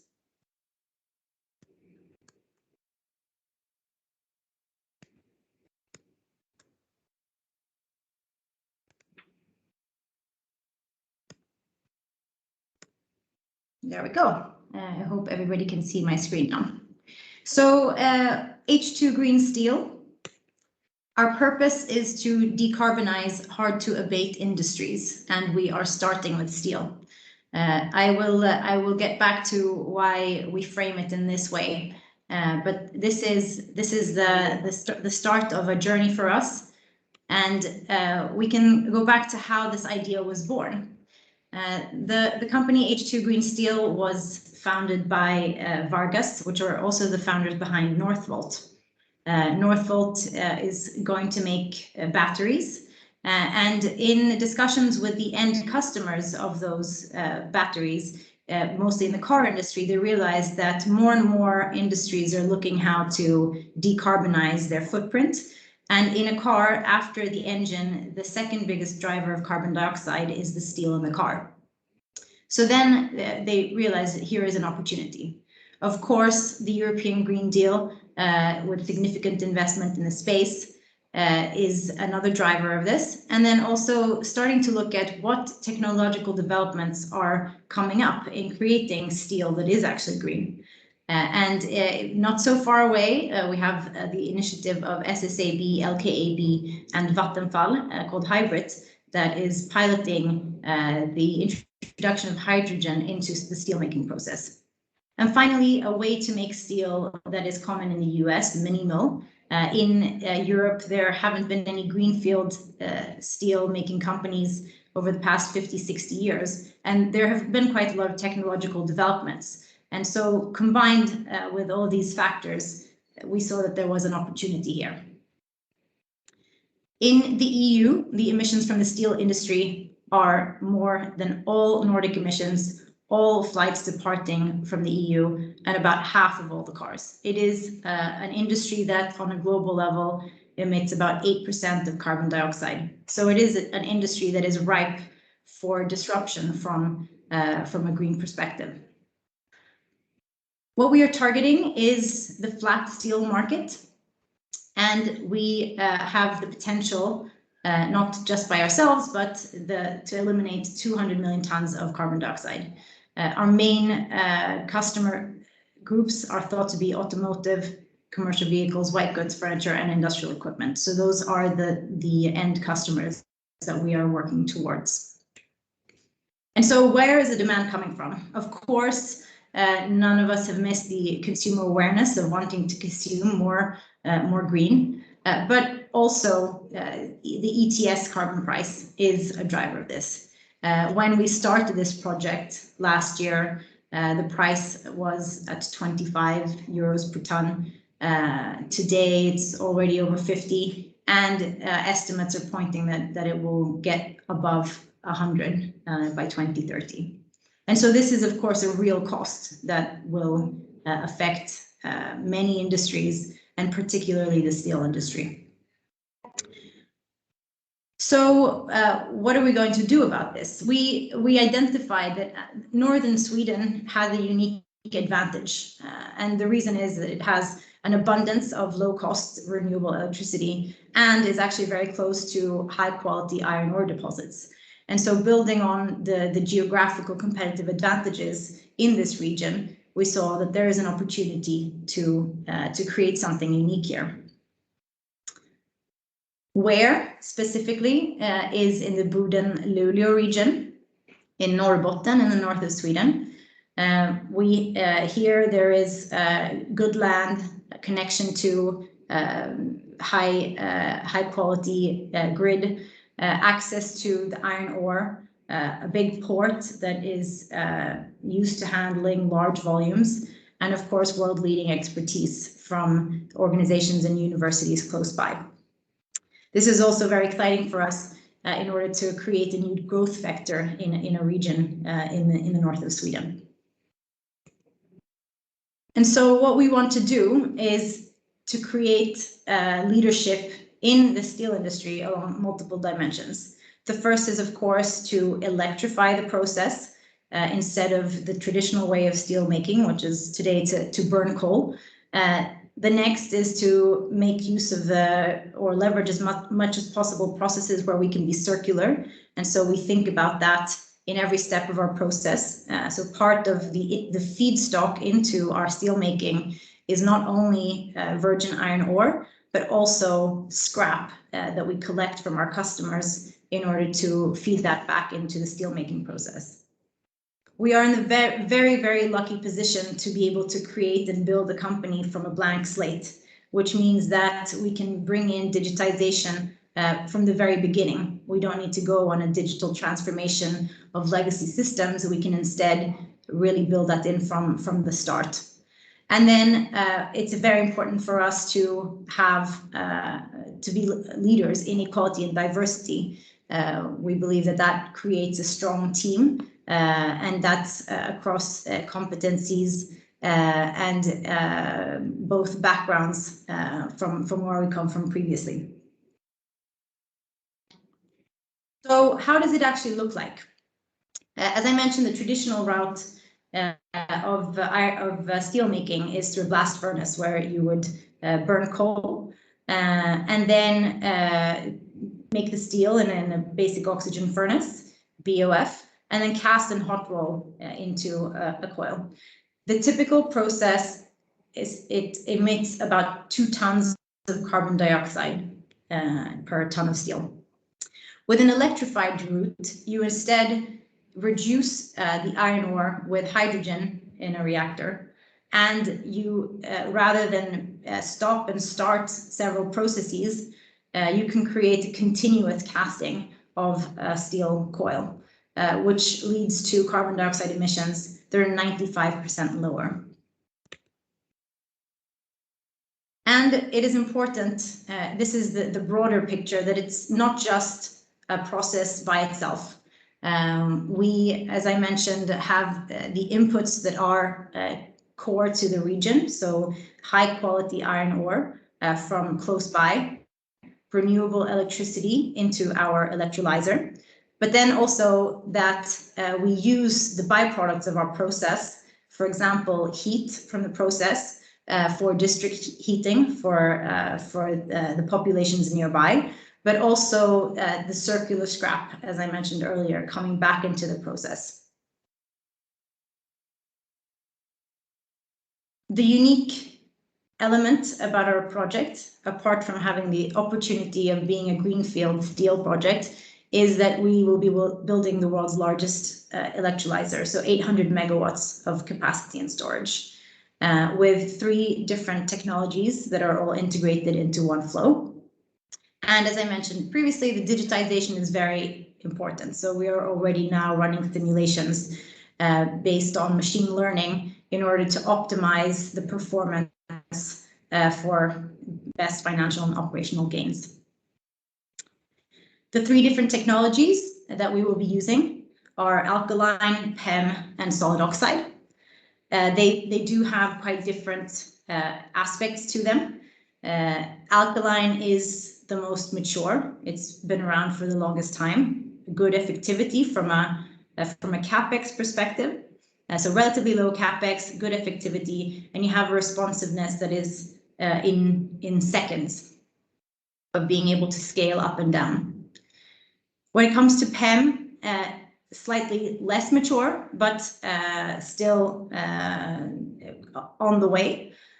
Here, the responsiveness is in the milliseconds of ramping up and down. And finally, solid oxide, it's the least mature. It's still a technology that we want to involve and test. The efficiency is much, much better. We use steam instead of water in this process.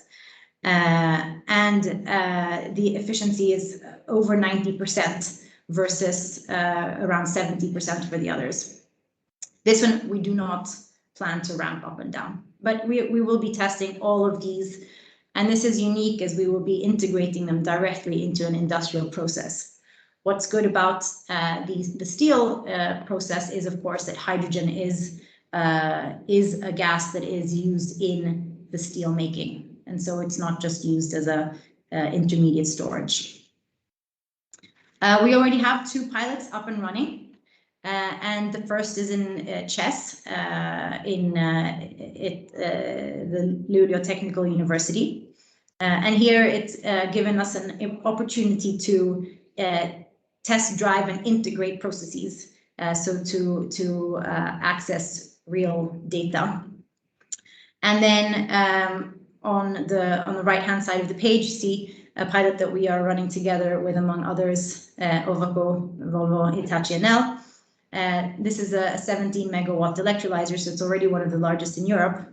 And here the learnings are around building, integrating, and also the quick ramp up and ramp down of the electrolyzer and how we heat the steel. So what's next? We, in the spring, closed our first round of financing of 86 million euros. This, even though it's a lot of money, it's not enough to build a steel plant. So we have another 3 billion euros to raise, and that is planned for the beginning of next year. And then pending permits, the plan is to start building the site next year, where the production start in 2024, ramping up to 2.5 million tons of products by 2026. If all goes well, we will hopefully be raising an additional round of financing to expand our capacity to 5 million tons, so double the capacity. And what is really interesting about how we have led and run the financing is that we have many customers and partners that have invested in the financing round to date. This is for us an important part of the model as it secures alignment between investors and other stakeholders. So it gives us confidence that there is a demand for our products.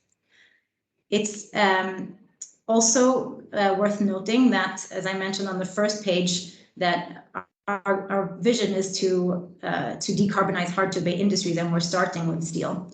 So for us, we see this as an opportunity to, with a very large-scale electrolyzer, integrate it into an industrial process and be an inspiration to start to decarbonize the rest of the industry. But there are many other use cases for which hydrogen is relevant in order to decarbonize other verticals. So we are also assessing those. And that is it from me. So I will stop the presentation there and open up for any questions. Thank you, Luisa, for a very interesting presentation. So I propose that we do so. So I assume that you have the possibility to follow also the next presentation. So we will take the questions from Teams and from the chat at that point of time. And we would like to have next the presentation, so the last presentation that looks at the transition to integrated electricity and hydrogen systems, and the presentation will be delivered by Professor Magnus Korpos from the Norwegian University of Science and Technology. So Magnus, the floor is yours.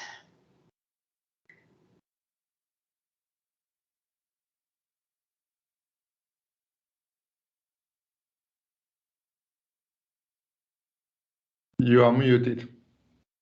Okay, thank you. I'll just share the screen and make sure that everything looks correctly. Are you seeing my presentation now in Yes. normal mode? And it also works when I change the slide? Yes. Yes. Okay, excellent. Okay, so hi everyone, and thanks a lot to the TSO strategy group to invite me to the webinar. I think this is a really important arena for us researchers to present our findings and to discuss the relevance for the development of the Nordic energy system. And I see from the presentations earlier today that there are various I think that there were many good connections here to be drawn. So the background from my presentation is of course that we need climate-friendly alternatives to fossil fuels, and the three most important efforts with that respect, as I see it at least, are renewable energy, electrification, and energy efficiency. As a supplement to direct electrification, hydrogen can be necessary to enable up to 100% mitigation of the CO2 emissions in sectors that are tougher to directly electrify, which can be long distance transport, and also, as we just saw, different industry processes that needs hydrogen to, as for instance, for making green steel. And today we also know that almost all of the hydrogen produced for different processes today comes from natural gas without CCS. So also an opportunity is also to use CCS to produce blue hydrogen to reduce emissions from natural gas produced hydrogen, not to complete to 100%, but to 90% or even higher reductions of CO2 emissions by the use of CCS. But hydrogen production from natural gas must be centralized due to the CCS process, while electrolytic hydrogen production can be centralized, meaning that it can be placed close to the energy supply, close to the wind farm, or it can be decentralized, being you can build electrolyzers where you actually need the hydrogen, for instance, as kind of hydrogen fueling stations. So electrolytic hydrogen is a flexible hydrogen production option. And as we also saw in the previous presentation, there are two main technologies today, proton exchange membrane electrolyzers and alkaline electrolyzers. Also, PEM electrolyzers have been around for many years, but still is not as mature as alkaline, although more flexible when it comes to fast response in power consumption. So our research on renewable hydrogen systems started actually back in '99 with the first PhD project on this topic initiated by Statkraft and NTNU. And it was continued in the former HyTrek project, which was a collaboration between Statkraft, Equinor, or at that time Statoil, and NTNU and SINTEF and IFE with a follow-up PhD. And recently in the Research Council project HYPER, where we had a PhD student, Espen Flo Bødal, who has delivered his thesis on the topic of hydrogen production from wind and hydropower, and as well as natural gas with CCS. And I will, and as a part of that project, we also initiated a collaboration with the MIT Energy Initiative in Boston. And the presentation today will be from the PhD work and the collaboration with MIT on the integrated electricity hydrogen systems. So one of the most promising production pathways for hydrogen is from remote wind resources in areas with limited grid capacity. In this case, hydrogen will then be produced close to the energy source, and hydrogen can then be an alternative pathway or alternative transport way for the energy from these or the surplus energy from these areas, or it can be used directly in the areas as a process gas for the industry there. But the question is then, when we also have the opportunity to produce hydrogen close to the consumer center, how should we actually develop the electricity, a combined electricity and hydrogen system to supply both the electricity demand and hydrogen demand at different geographic areas at the lowest possible cost? And we have then centralized electrolysis, decentralized electrolysis, and we have centralized natural gas with CCS, which is also an important option for Norway, which also have vast natural gas resources, where hydrogen production can be an emission-free alternative to utilize that resource. So our first case study that I also will show is actually from the north of Norway. And we took inspiration from the location of Hammerfest area in Finnmark, where it is already an existing LNG facility, which can be a suitable site for hydrogen production, both from natural gas and from electricity. There is also some wind farms in the area, and some hydropower. Some of it are flexible, some of it are less flexible.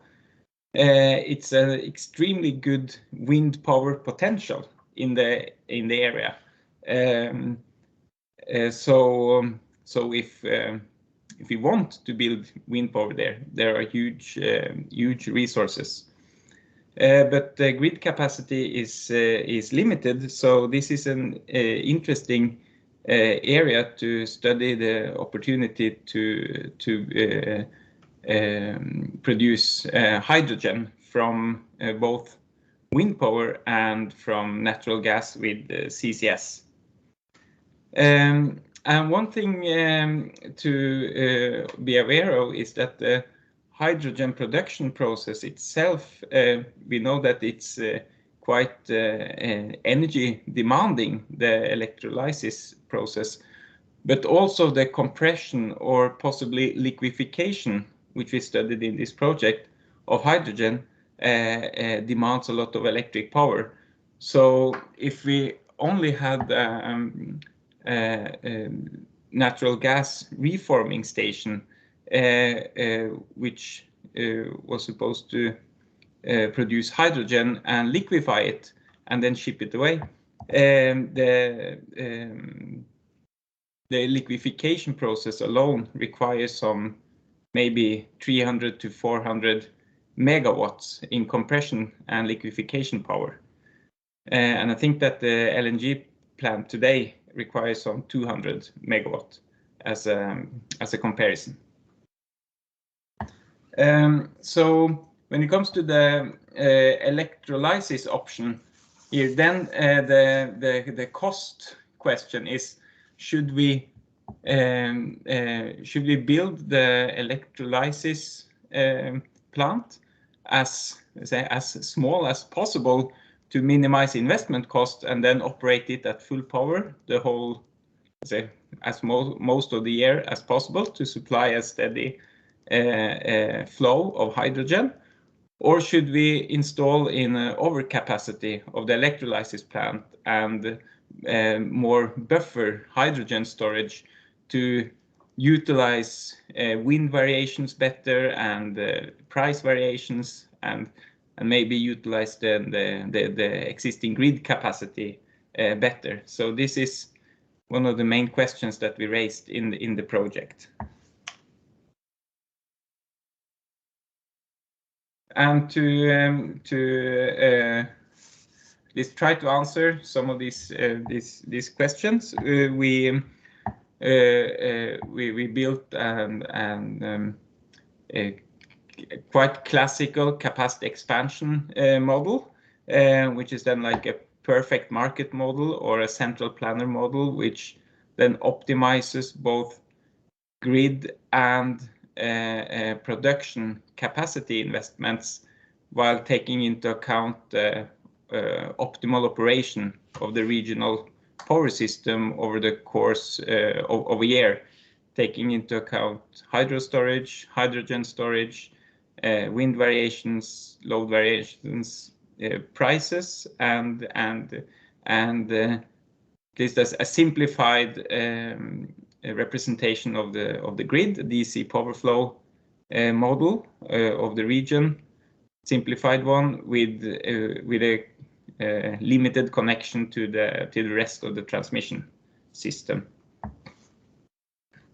And our main conclusions from this first study was that when if there is a need for local hydrogen production, that will, in the optimal case, trigger quite much more wind, which is not very surprising, but also interesting to quantify that effect. So the increased demand for electricity in the area gives rise to more installed wind power. But the hydrogen investment itself was not highly. It wasn't built a lot of overcapacity. The minimum capacity of electrolyzer to supply the hydrogen that was set in our scenario was 108 megawatt, and the optimized solution was an overcapacity of approximately 24 or 25% to make a more flexible hydrogen system. But it wasn't like a double electrolyzer capacity to utilize wind variations at full, because overcapacity is costly. But the little hydrogen flexibility was built was actually important to also avoid load curtailment due to the high added demand for electricity due to the compression and liquefaction process that we assumed for the natural gas CCS hydrogen production plant. And also with the hydrogen with an overcapacity in the hydrogen plant, we also saw that wind power curtailments due to grid capacity limits were reduced. Finally, if there was a possibility to expand the grid sufficiently in the area, hydrogen production were not used very flexible at all, which means that the price variations that we used in the study was not enough to trigger flexible hydrogen production.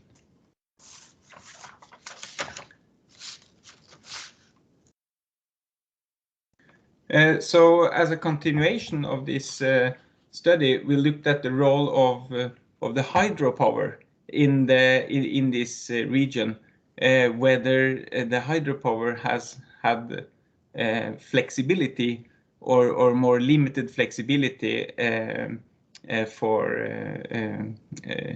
in the operation of the reservoir capacities, and we saw that the hydro flexibility had then a direct impact on the optimal electrolysis and hydrogen storage investments. With a highly flexible hydropower system, we invested in less hydrogen flexibility, which is as expected.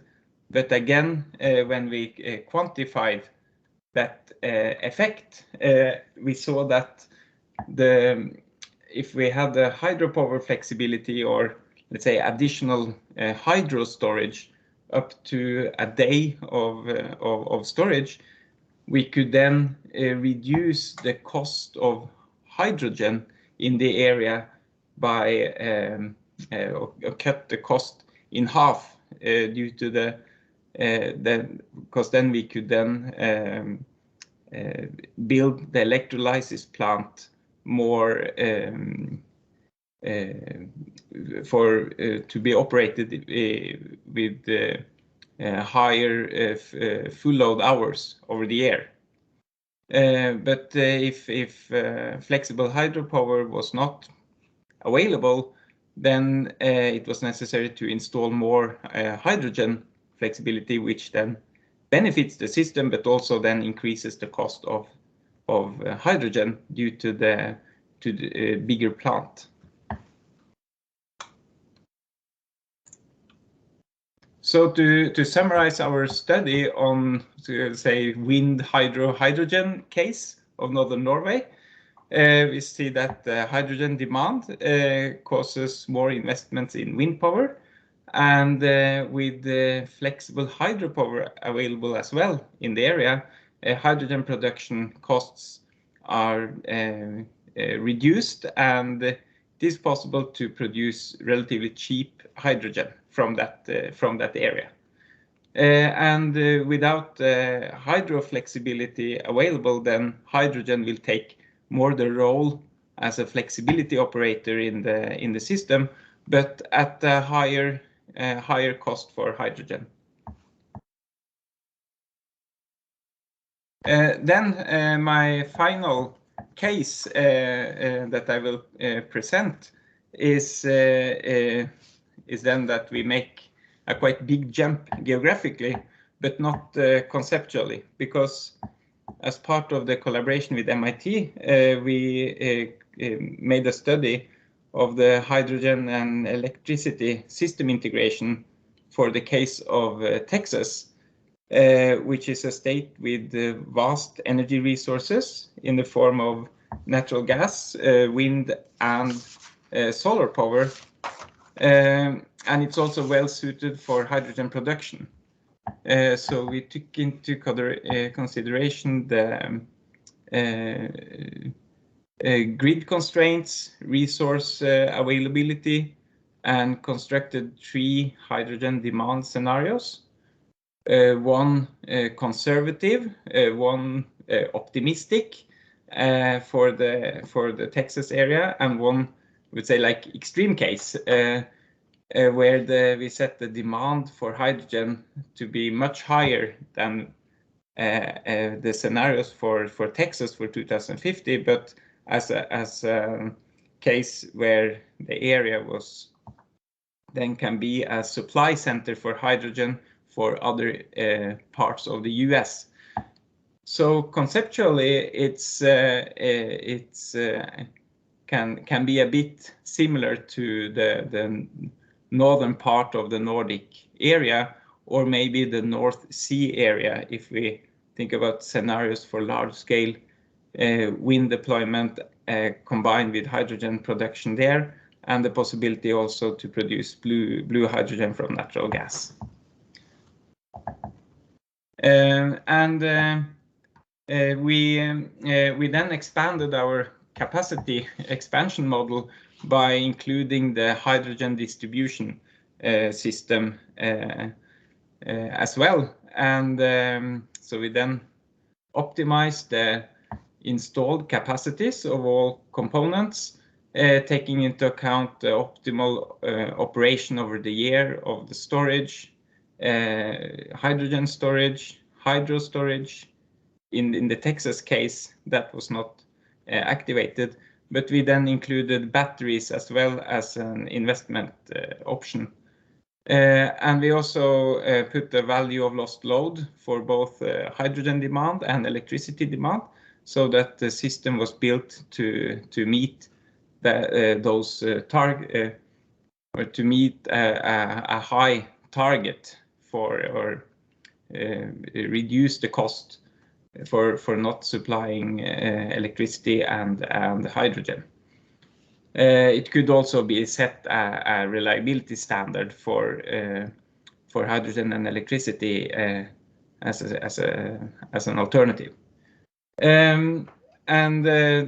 Both the grid, the power grid, and the hydrogen distribution system were then also modeled with restrictions to the in the model. And this is also a central planner approach, which then is a holistic view on how to then optimize the total electricity hydrogen system for a large area. And I will just present the most important result as the final part of the presentation. Now, first, what we observe is that wind and solar is profitable even without subsidies or CO2 tax. But as CO2 price increases, we did a study with increasing CO2 prices, we see that both batteries and flexible hydrogen production replaces gas power as a flexible resource in the grid. And And as the CO2 price rises, then electrolyzer takes over as the dominating hydrogen production pathway, while it takes a much higher CO2 price for before the natural gas with CCS production of hydrogen becomes profitable. So this is the capacity mix. We also see that there is quite extensive installation in batteries in addition to hydrogen. So these two flexible options actually complement each other. It's not direct competition between batteries and hydrogen. For the supply of electricity and energy, we see that coal is quickly kicked out of the system, and we have here the low hydrogen scenario on the left. In the mid, we have the mid scenario, and on the right, we have the extreme case, 50 times the low hydrogen demand scenario at left. And most important observation here is that wind and solar dominates the energy supply side, while on the hydrogen supply side there is a mix of electrolysis and steam methane reforming with CCS as CO2 prices rises. While gas-fired power plants with CCS is hardly invested in our model. So it seems that the natural gas for hydrogen production is more important than natural gas for electricity in such a scenario where both batteries and electrolysis and steam reforming with CCS are available options.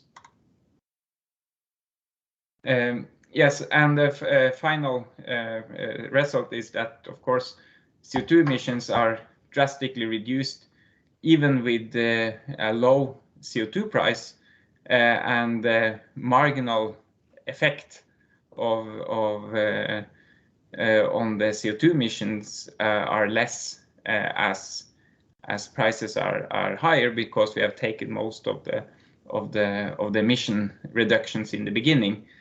While when we have a very large demand for hydrogen, there will still be some CO2 emissions in the system due to that the CCS process is not 100%, does not remove 100% of the climate gas emissions. So going to zero emissions is probably very costly, but to reduce a lot of the emissions, most of the emissions should not be costly. So the conclusions from the case study is that it is profitable to oversize the electrolyzer capacity and hydrogen storage capacity somewhat to provide power system flexibility together with batteries. And RES sources dominates on the electricity supply side, while it seems that CCS is more beneficial for hydrogen production than for electricity production from natural gas. And finally, also we saw in the study that hydrogen was used as a transport way for energy, for surplus energy, as a supplement to the electricity grid. Okay, thank you. Spent more than enough of my time. Thank you very much, Magnus. I think there's an A. So we have now reached the final part of our webinar. So we will first have time for some questions and comments, and Richard is also ready to show the results of the poll. So I first give you the floor, Richard, please. Thank you very much. I will ask Magnus a short question here while we try to present the results from the poll. And I will also remind you that we will have a last poll after Asta has concluded, where we would like to give or ask you to give us your input of the complete seminar. But Magnus, the scenarios that you have studied, could you comment on the uncertainties of these scenarios? Yes, thank you, Richard. So that is the big question here when it comes to hydrogen use is, okay, what would actually the demand scenarios be? So in the last presentation, we used 3 scenarios which, compared to the use of hydrogen today, are all 3 are optimistic, but on a different scale.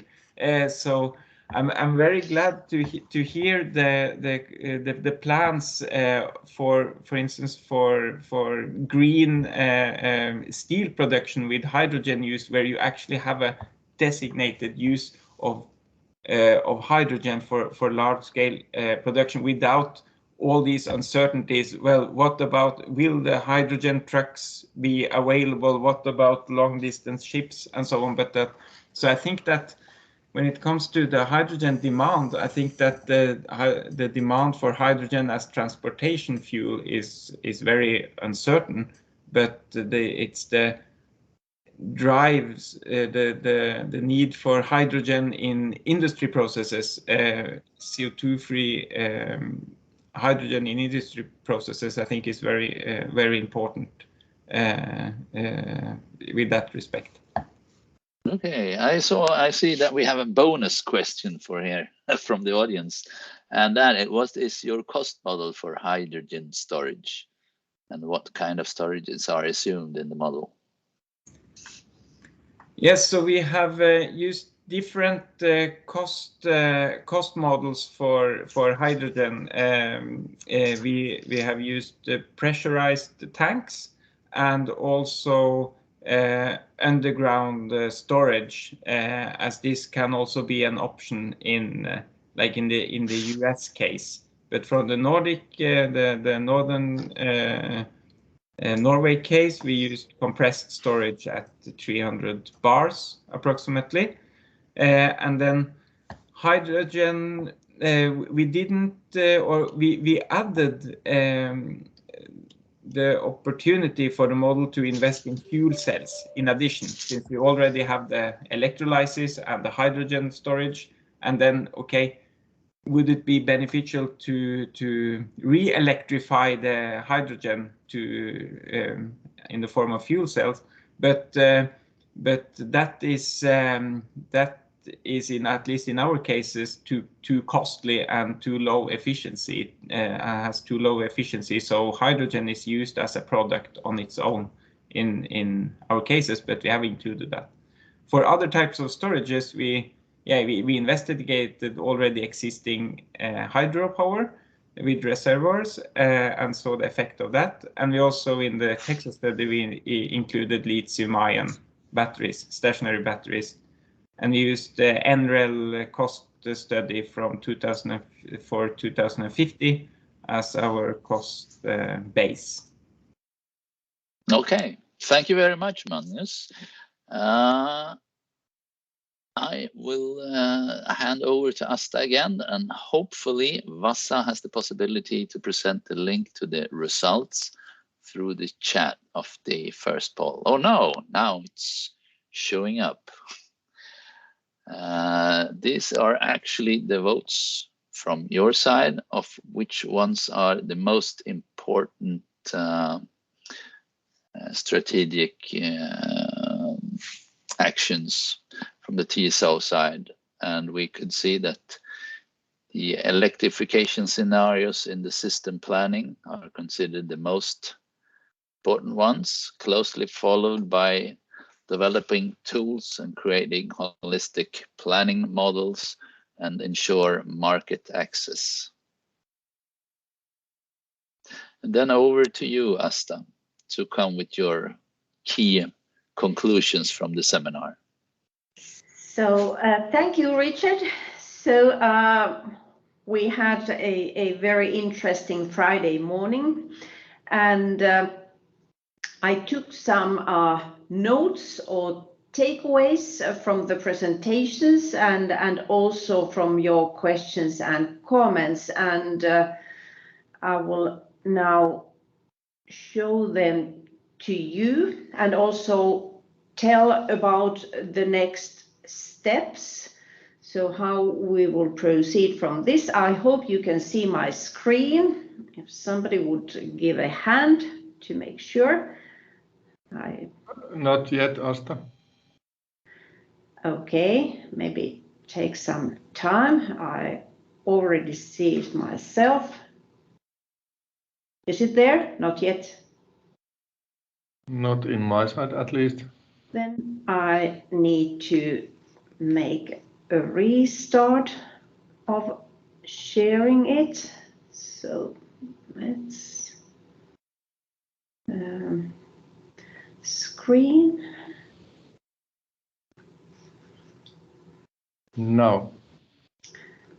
Very good, and I make use of the full screen.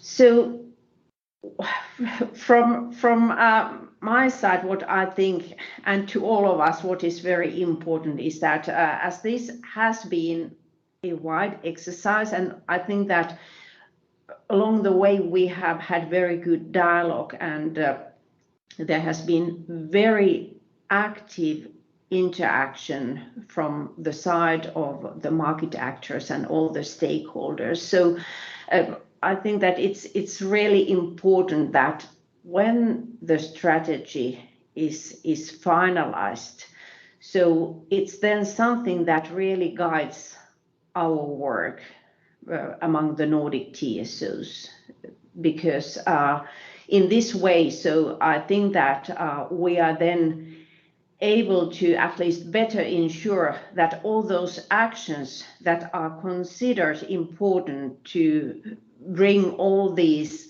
big changes into reality and to enable these things, so wind development and sector integration. So we will make sure that we put those into action as well. So in the chat, and we also discussed that, so it was raised that power and energy security is something that we should pay attention to and make sure that it's not missing from the strategy. So we have been discussing the Nordic region, also the Baltic Sea and North Sea. But in the middle of Baltic Sea, so there is the Åland Island. So we need to make sure that it's properly included in our plans, as there are also these significant plans for wind development. So it was also raised as an issue that there needs to be ways to finance the grid so that it's then possible to have the offshore wind development taking place. And we heard from Daniel that in Sweden, so there has just been made this decision so that it's the responsibility of the TSO and will be covered by the transmission tariffs.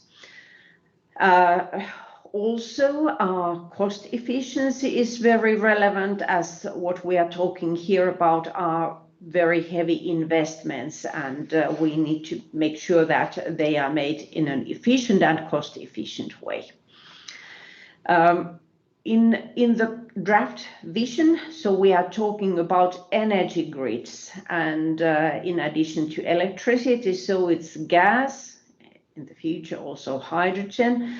So how we have involved gas TSO, so this is something that we need to consider and to make sure that they are then properly involved in the continuation of this strategy development.